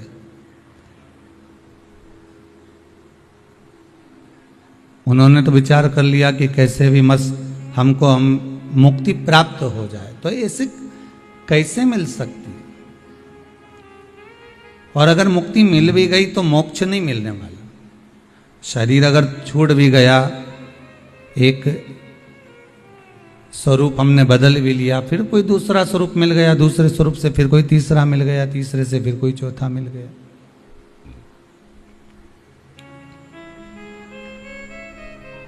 कपड़े पे कपड़ा हम बदलते भी चले गए, 84 लाख योनियां हम काटते भी चले गए, पर उसका कोई रिजल्ट अगर हाथ में आए तो बात दूसरी।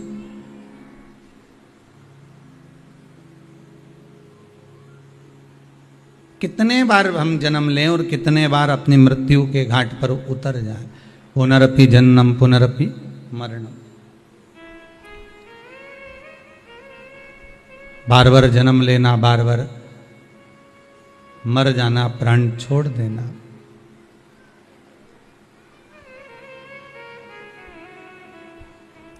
अगर संसार सागर में हम जन्म ले लिए हैं तो भगवान से प्रार्थना करना कि अब कुछ ऐसी कृपा हो जाए कि अब की जो जन्म मिला है, इस जन्म को पाने के बाद फिर हमें जन्म नहीं लेना पड़े, वापिस हम कोई जन्म ना लें।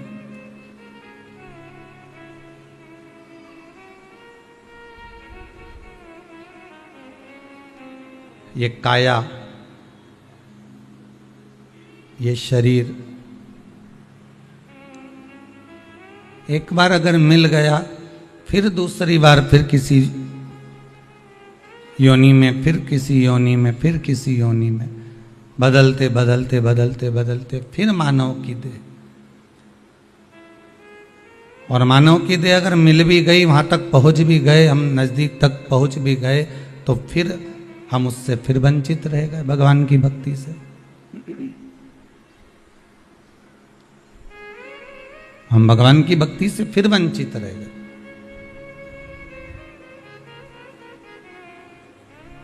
कई बार ऐसा होता है, आपका कोई कार्य होने वाला रहता है, पूरी तैयारी हो जाती है और आपको लगने लगता है कि अब यह कार्य हमारा सफल हो जाएगा, अब मैं बिल्कुल मंजिल तक पहुंच चुकी हूं।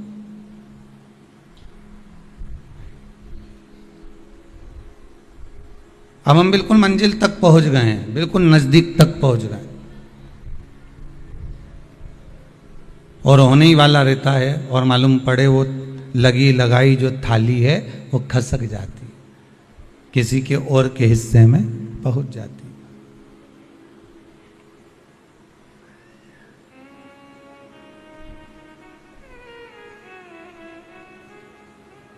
वो लगी लगाई थाली हमारी किसी के और के हिस्से में पहुंच गई, अब नहीं रही।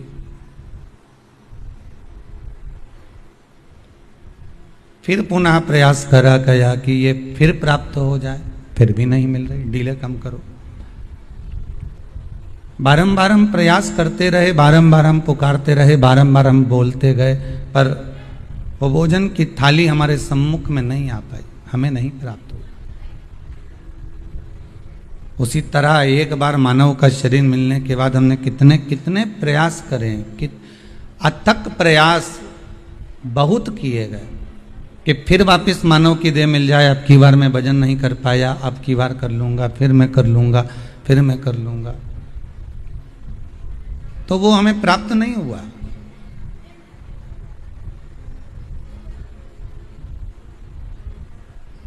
कितने बार हम जन्म लेकर अपने प्राणों को त्यागा और त्यागने के बाद ये प्रयास करा कि हम कैसे भी, किसी भी तरह से, किसी भी क्षण, किसी भी पल हम भगवान को अपना बना लें,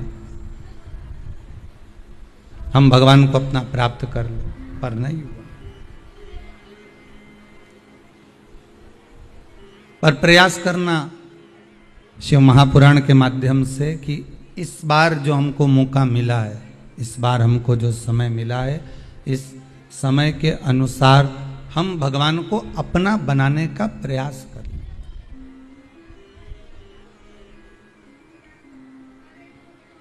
कितने जन्म, कितने मृत्यु, फिर जन्म, फिर मृत्यु, निकलते चले गए।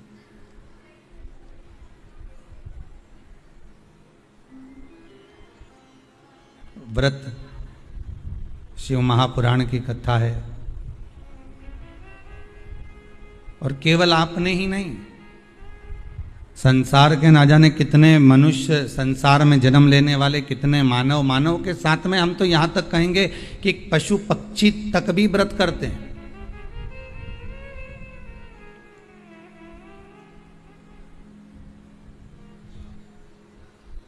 एक अगर पशु पक्षी है तो वो भी व्रत कर रहा है।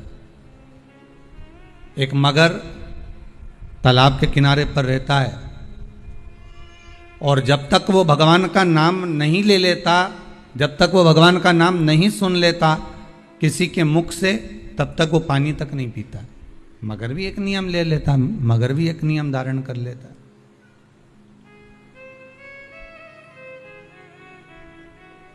अब तालाब के किनारे पर बैठा है, एक कुंड के किनारे पर बैठा हुआ है और उसको प्यास लग रही है, पर वो पानी नहीं पी रहा है, क्योंकि उसका एक नियम था कि मेरे कानों में भगवान का शब्द जाना चाहिए, तब मेरा जल पीना सार्थक होगा। कभी कभी आपके भी मन में विचार आना चाहिए कि आज मैंने जो भोजन किया है, मेरा भोजन करना तब सार्थक है जब तक मैं भगवान का 108 बार नाम ना ले लूं। केवल व्रत यही नहीं होता कि आप राजगिरे की आटे की पूड़ी खा लो, केवल व्रत यही नहीं रहता कि आप वेपर्स चिप्स खा लो, केवल व्रत यही नहीं रहता कि आप साबूदाना का पापड़ खा लो या साबूदाना की खिचड़ी खा लो या भगर खा लो, मोर धान खा लो। केवल व्रत ये नहीं है कि आपने केवल सीरा बनाया राजगिरे का और पा लिया। व्रत इसी को नहीं कहा गया। शिव महापुराण की कथा तो ये भी कहती है कि आप अपनी जिंदगी में अगर कोई एक नियम धारण कर रहे हो तो ये भी व्रत है।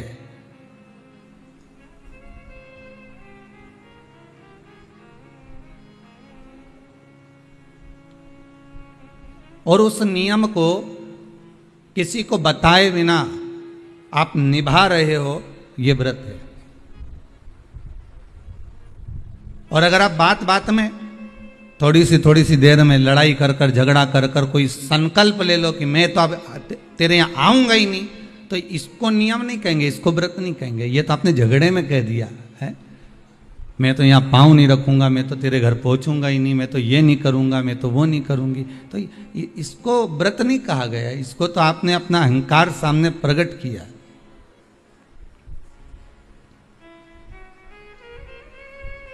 इसको तो आपने अभिमान को सामने लाकर छोड़ दिया।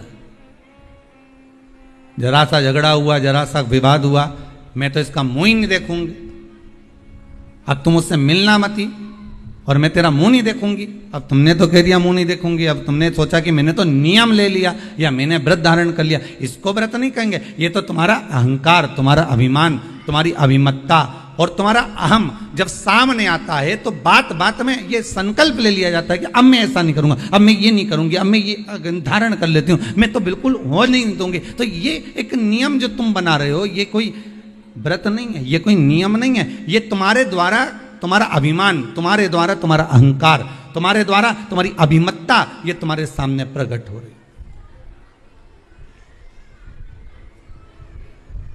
तुम्हारे द्वारा ये अभिमान, तुम्हारे द्वारा ये अहंकार, तुम्हारे द्वारा ये अभिमत्ता, ये सामने प्रकट हो रही। और इसका कोई मोल तत्व नहीं है। जितने लोग आस्था चैनल पर कथा सुन रहे हो, बड़े सावधानी से श्रवण करना।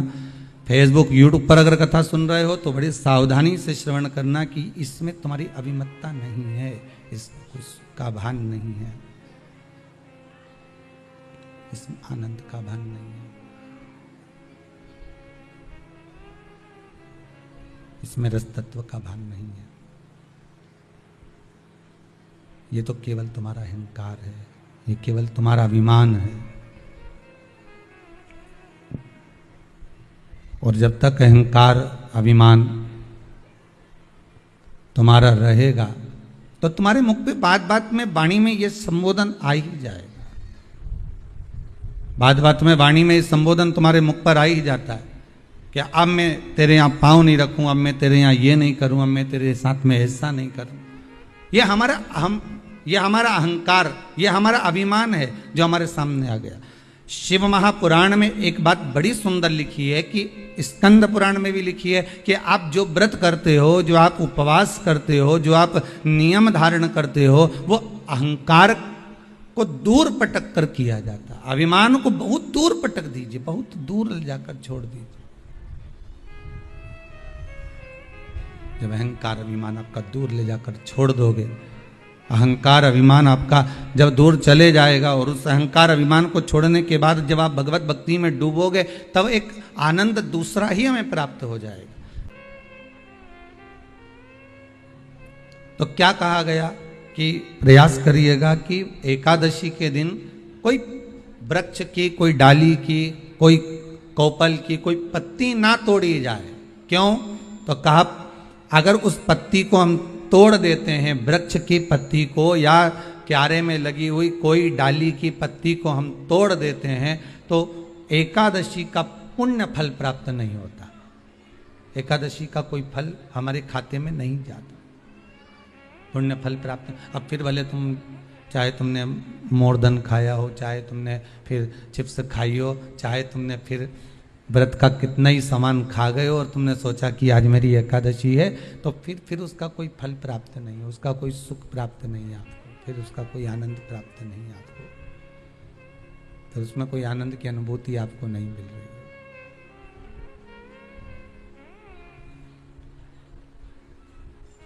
फिर उसमें कोई फल की प्राप्ति आपको नहीं हो रही।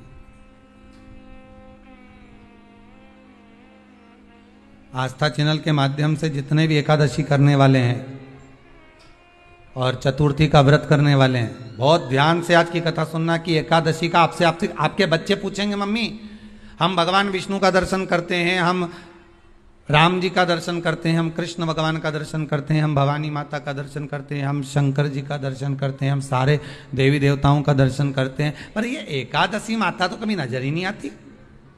पूछेंगे कि नहीं पूछेंगे कि तुम जिस एकादशी का व्रत करते हो, इनका जन्म कहां से हुआ, कहां जन्मी थी? एकादशी की जन्मस्थली कहां है? भाई भगवान कृष्ण की जन्मस्थली तो मथुरा है, श्री राम जी महाराज की जन्मस्थली बोल दो जम के अयोध्या है।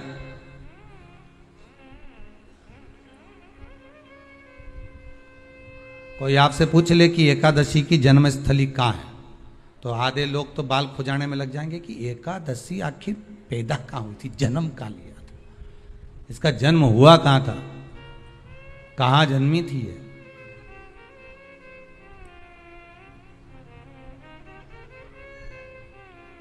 इसका जन्म स्थल है कहाँ? और अगर मान लो जन्म स्थल एकादशी का है,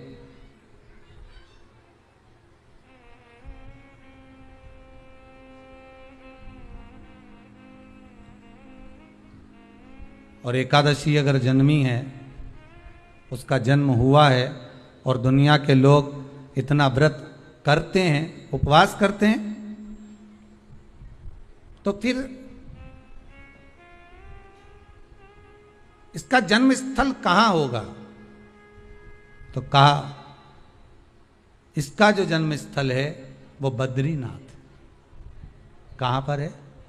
बद्रीनाथ। और उस बद्री विशाल में भी एक गुफा जिसका नाम है हेमवती। क्या नाम है? हेमवती। उस गुफा में एकादशी का जन्म स्थल है। बद्री विशाल में हेमवती गुफा, जो 12 योजन अंदर प्रवेश करने जितनी है, 12 योजन की गुफा के अंदर, हेमवती के अंदर एकादशी का प्रागट्य हुआ था, एकादशी का जन्म हुआ था।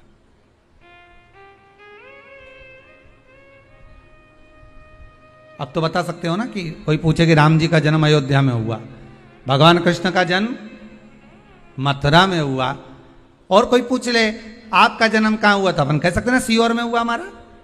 और आपसे कोई पूछे कहाँ हुए, तो कहीं इंदौर में हुए, कि देवास में हुए, कि भोपाल में हुए, कि मुंबई में हुए, कि पूना में हुए, आपका तो बता दोगे। पर बच्चे आपसे पूछ ले मम्मी तू इतनी एकादशी का व्रत करती है, एकादशी का तू व्रत करती है और सबको करा देती है कि वल्लभ कुल की एकादशी करो, भले बकरी जैसे चरो पर एकादशी करो, और सबको एकादशी कराया, तो कोई पूछ ले कि एकादशी का जन्म कहां हुआ था, तो आप कह सकते हो कि बद्री विशाल में, हेमावती में, बद्री विशाल के हेमवती गुफा के अंदर जो 12 योजन की गुफा है, उस गुफा में एकादशी का जन्म हुआ।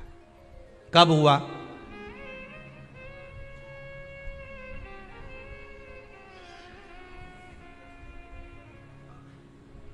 जन्म होने का कारण, राम जी के जन्म होने का कारण था रावण का संहार।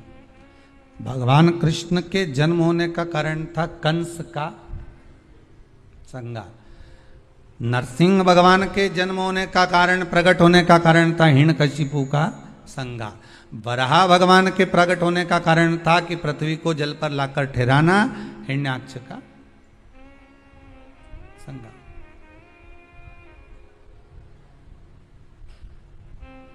तो फिर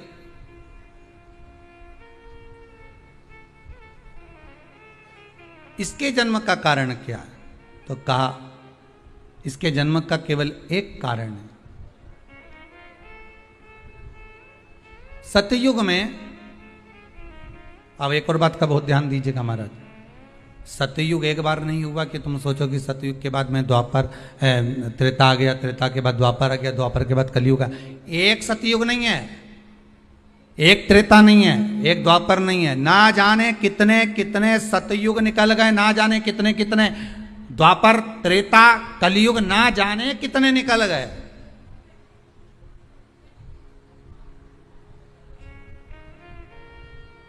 और आप और हम जैसे भी इस पृथ्वी पर ना जाने कितने, अरे जम के तो बोलो, निकल गए। पृथ्वी वहीं की वहीं है, जिस मकान में रहते हो वो मकान भी वहीं की वहीं है। बस कभी कभी एकदम प्लाट हो जाता है, फिर उस पर वापस बन जाता है, फिर क्लीन, फिर बन गया, फिर क्लीन, फिर बन गया। ना जाने कितने कितने कितने कितने जन्म हम ले चुके हैं, और हमारे भी आगे का जन्म कितने जन्म होते रहेंगे। जमीन वहीं की वहीं रह जाएगी और अपन चले जाए, बस वो जगह वहीं रह गई। जो पहले परदादा जी की थी, दादाजी को मिल गई, दादाजी की थी, पिताजी को मिल गई, पिताजी की थी, उनके बेटे को मिल गई, उनके बेटे से उनको बेटों को मिल गई। मिलते मिलते मिलते मिलते कब वो जमीन भी बिक गई समय की अवस्था में, फिर दूसरे की हो गई, और हम सोच कर रह गए कि ये हमारा है, हम इसके लिए लड़ाई करें, झगड़ा करें। हम केवल इस जमीन के लिए, जरा सी प्रॉपर्टी के लिए अदालत में खड़े, अपना समय बर्बाद कर दिया, और जो पाना था वो छोड़ दिया।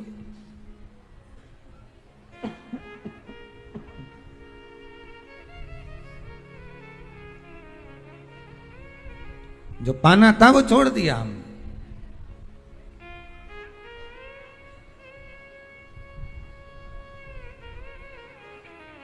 असली रजिस्ट्री तो ये शिव महापुराण की कथा है, जिसमें बैठकर आप 3 घंटा भगवान की भक्ति को जो धारण कर रहे हो, 3 घंटा जो भगवान की कथा को आप श्रवण कर रहे हो, 3 घंटा जो भगवान की भक्ति में आप डूबे हुए हो, 3 घंटा जो भगवत स्मरण में आप लगे हुए हो, बस यही असली रजिस्ट्री है, यही वहां काम आने वाली है। इसके सिवा कुछ काम नहीं आएगा। धन दौलत माल खजाना सब पड़ा की पड़ा रह जाना,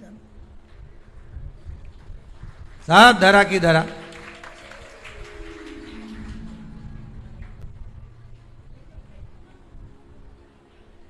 रह गया।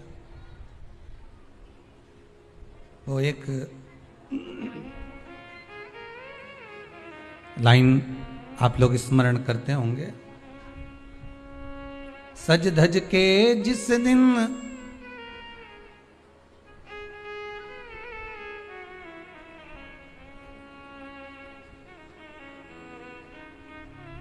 सज धज के जिस दिन मौत की सहजादी आएगी, न सोना काम आएगा न चांदी आएगी। अलमारी में धरा की धरा रह जाएगा, लॉकर में पड़ा की पड़ा रह जाएगा। लॉकर में पड़ा की पड़ा है, अलमारी में धरा की धरा है। कपड़े भी सारे घड़ी बने की बने रहे, कपड़े भी धरे की धरे रह गए और सब पड़ा रह गया। कि छोटा सा तू कितने बड़े अरमान हैं तेरे,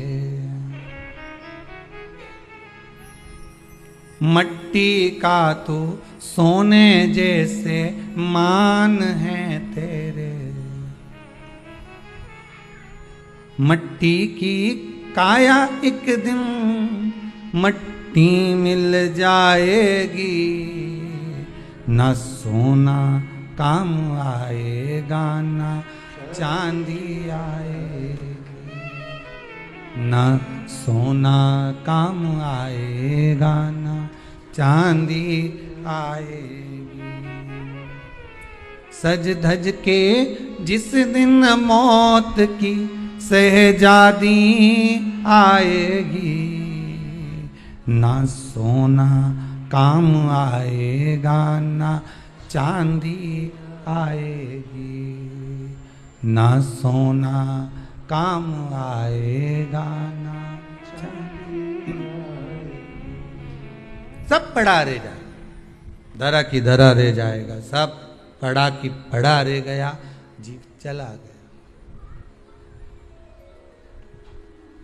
झगड़ा करा, लड़ाई करी, विवाद करा, खूब झगड़े पर मिला क्या?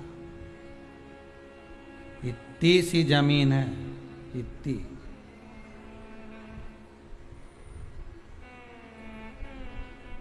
मिल भी गई, हो गया, मान लो तुमको मिल गई लड़ाई झगड़ा में। यहाँ तो शिव महापुराण की कथा कहती है कि माता पिता के आशीर्वाद से बड़ी दुनिया में कोई प्रॉपर्टी नहीं है। माता पिता के आशीर्वाद से बड़ी दुनिया में कोई दौलत नहीं है। कि जिस घर में माँ बाप की इज्जत नहीं होती, उस घर में देखना कभी बरकत नहीं होती। सही प्रॉपर्टी, सही जमीन, सही जायदाद, सही धन, सही दौलत, सही संपदा तो माता पिता का आशीर्वाद है।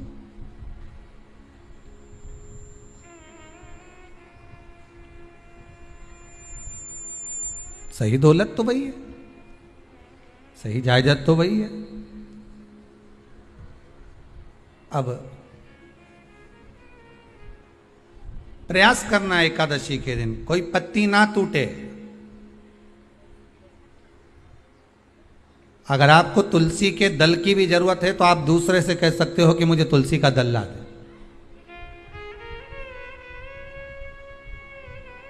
पर मेरे हाथ से मैं किसी को कष्ट ना दूं। कितने तपबल से एकादशी की उत्पत्ति हुई है, कितने तपबल से। महाराज, सतयुग एक नहीं आया, ना जाने कितने सतयुग आ गए। द्वापर एक नहीं आया, ना जाने कितने द्वापर। त्रेता एक नहीं, ना जाने कितने त्रेता। कलयुग ना जाने कितने हुए, और अपने जैसे भी ना जाने कितने। तो कभी कभी तुम अहंकार भी मत करना। अपने भीतर ये अभिमान नहीं आना चाहिए कि आपके बराबर कोई दान नहीं कर सकता। किसी के भीतर ये अहंकार ना आए कि हमारे बराबर कोई ये नहीं कर सकता, हमारे बराबर ये कोई बोल नहीं सकता, हमारे बराबर ये कोई होड़ नहीं कर सकता। नहीं नहीं, अहंकार को छोड़ दो।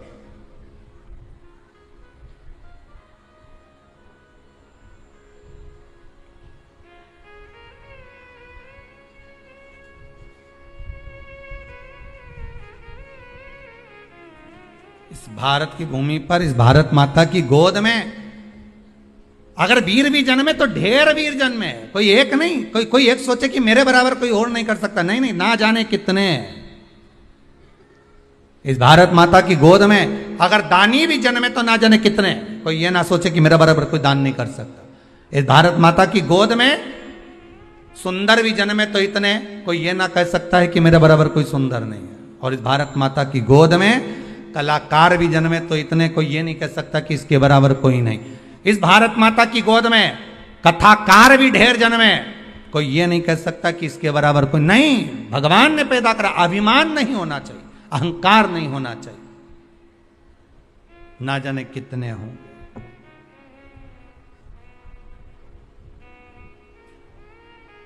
ना जाने कितने।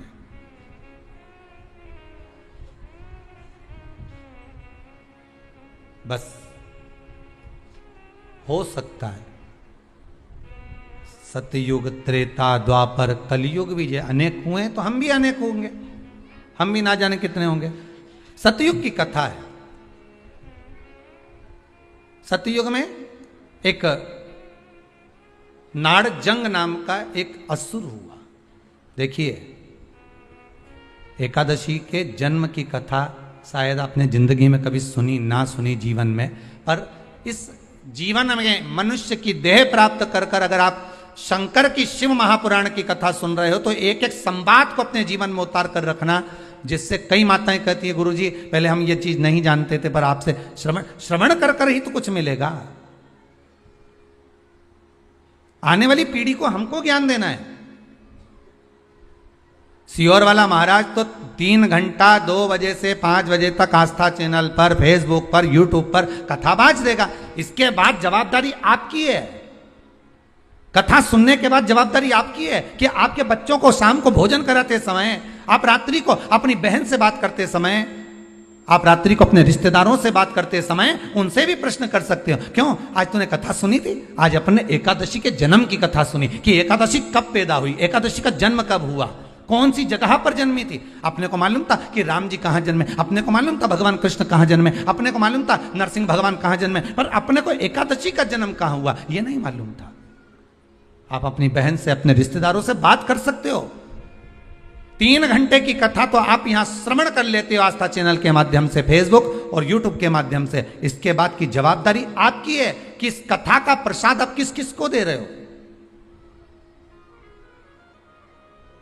आप कथा का फोन लगाकर किस किस को बोल रहे हो कि 2 बजे से 5 बजे तक कथा आ रही है? सुनो, व्रत शिव महापुराण की कथा है। व्रत, उपवास जो अभी तक करते आए हैं उसी को सुन रहे हैं कि अब कैसे करना चाहिए। करते तो आए पर उसको करना कैसे। कहां जन्म ले लिया तो कहा महाराज बद्रीनाथ। कब जन्मी एकादशी? एकादशी का बहुत सारा चरित्र रह गया है। एकादशी के 18 नियम है। कितने नियम है? 18। उसमें से 2 नियम बताए थे आपको पत्ती टूटने तक का। कितने रहेगा भैया? 16 नियम कल की कथा में लेंगे। चतुर्थी की कथा भी रह गई, वो भी कल की कथा में लेकर आगे प्रवेश करेंगे। आज की कथा को यहीं विराम की ओर लेते हैं। बड़े भाव से, आनंद से, बहुत सुंदर व्रत शिव महापुराण की कथा चल रही है। आपके जीवन को सार्थक करे। सबको प्रसाद के रूप में बांटो। घर घर फोन कर दो, सारे घरों में फोन लगा दो, मैसेज कर दो या कथा की लिंक भेज दो कि ये कथा आ रही है व्रत शिव महापुराण की, सुने बिगर मत रहना। मालूम पड़ेगा कि हम इतने साल से एकादशी कर रहे हैं, उसका जन्म कब हुआ है, क्यों आई वो, किसको मारा उसने, क्या कारण था कि अन्न नहीं खाते। ये सारा चरित्र सुनते सुनते कल कथा में और प्रवेश करेंगे। 16 नियम रह गए हैं, 18 में से 2 वर्णन करें। 16 नियमों को और आगे सुनेंगे और उसको सुनते हुए चतुर्थी के व्रत का क्या विधान है उसमें प्रवेश करेंगे कि चतुर्थी के व्रत में जो आखा दाना रखा जाता है उसका महत्व क्या होता है। चतुर्थी के व्रत में जो कलश में पानी भरा जाता है उसका महत्व क्या होता है। चतुर्थी के व्रत में क्यों चूरमा बनाया जाता है, उसका नियम क्या होता है। तो उसका सारा व्याख्यान कल की कथा में लेंगे। आज की कथा को यहाँ विराम देते हैं। हर हर महादेव, हर हर महादेव, हर हर महादेव।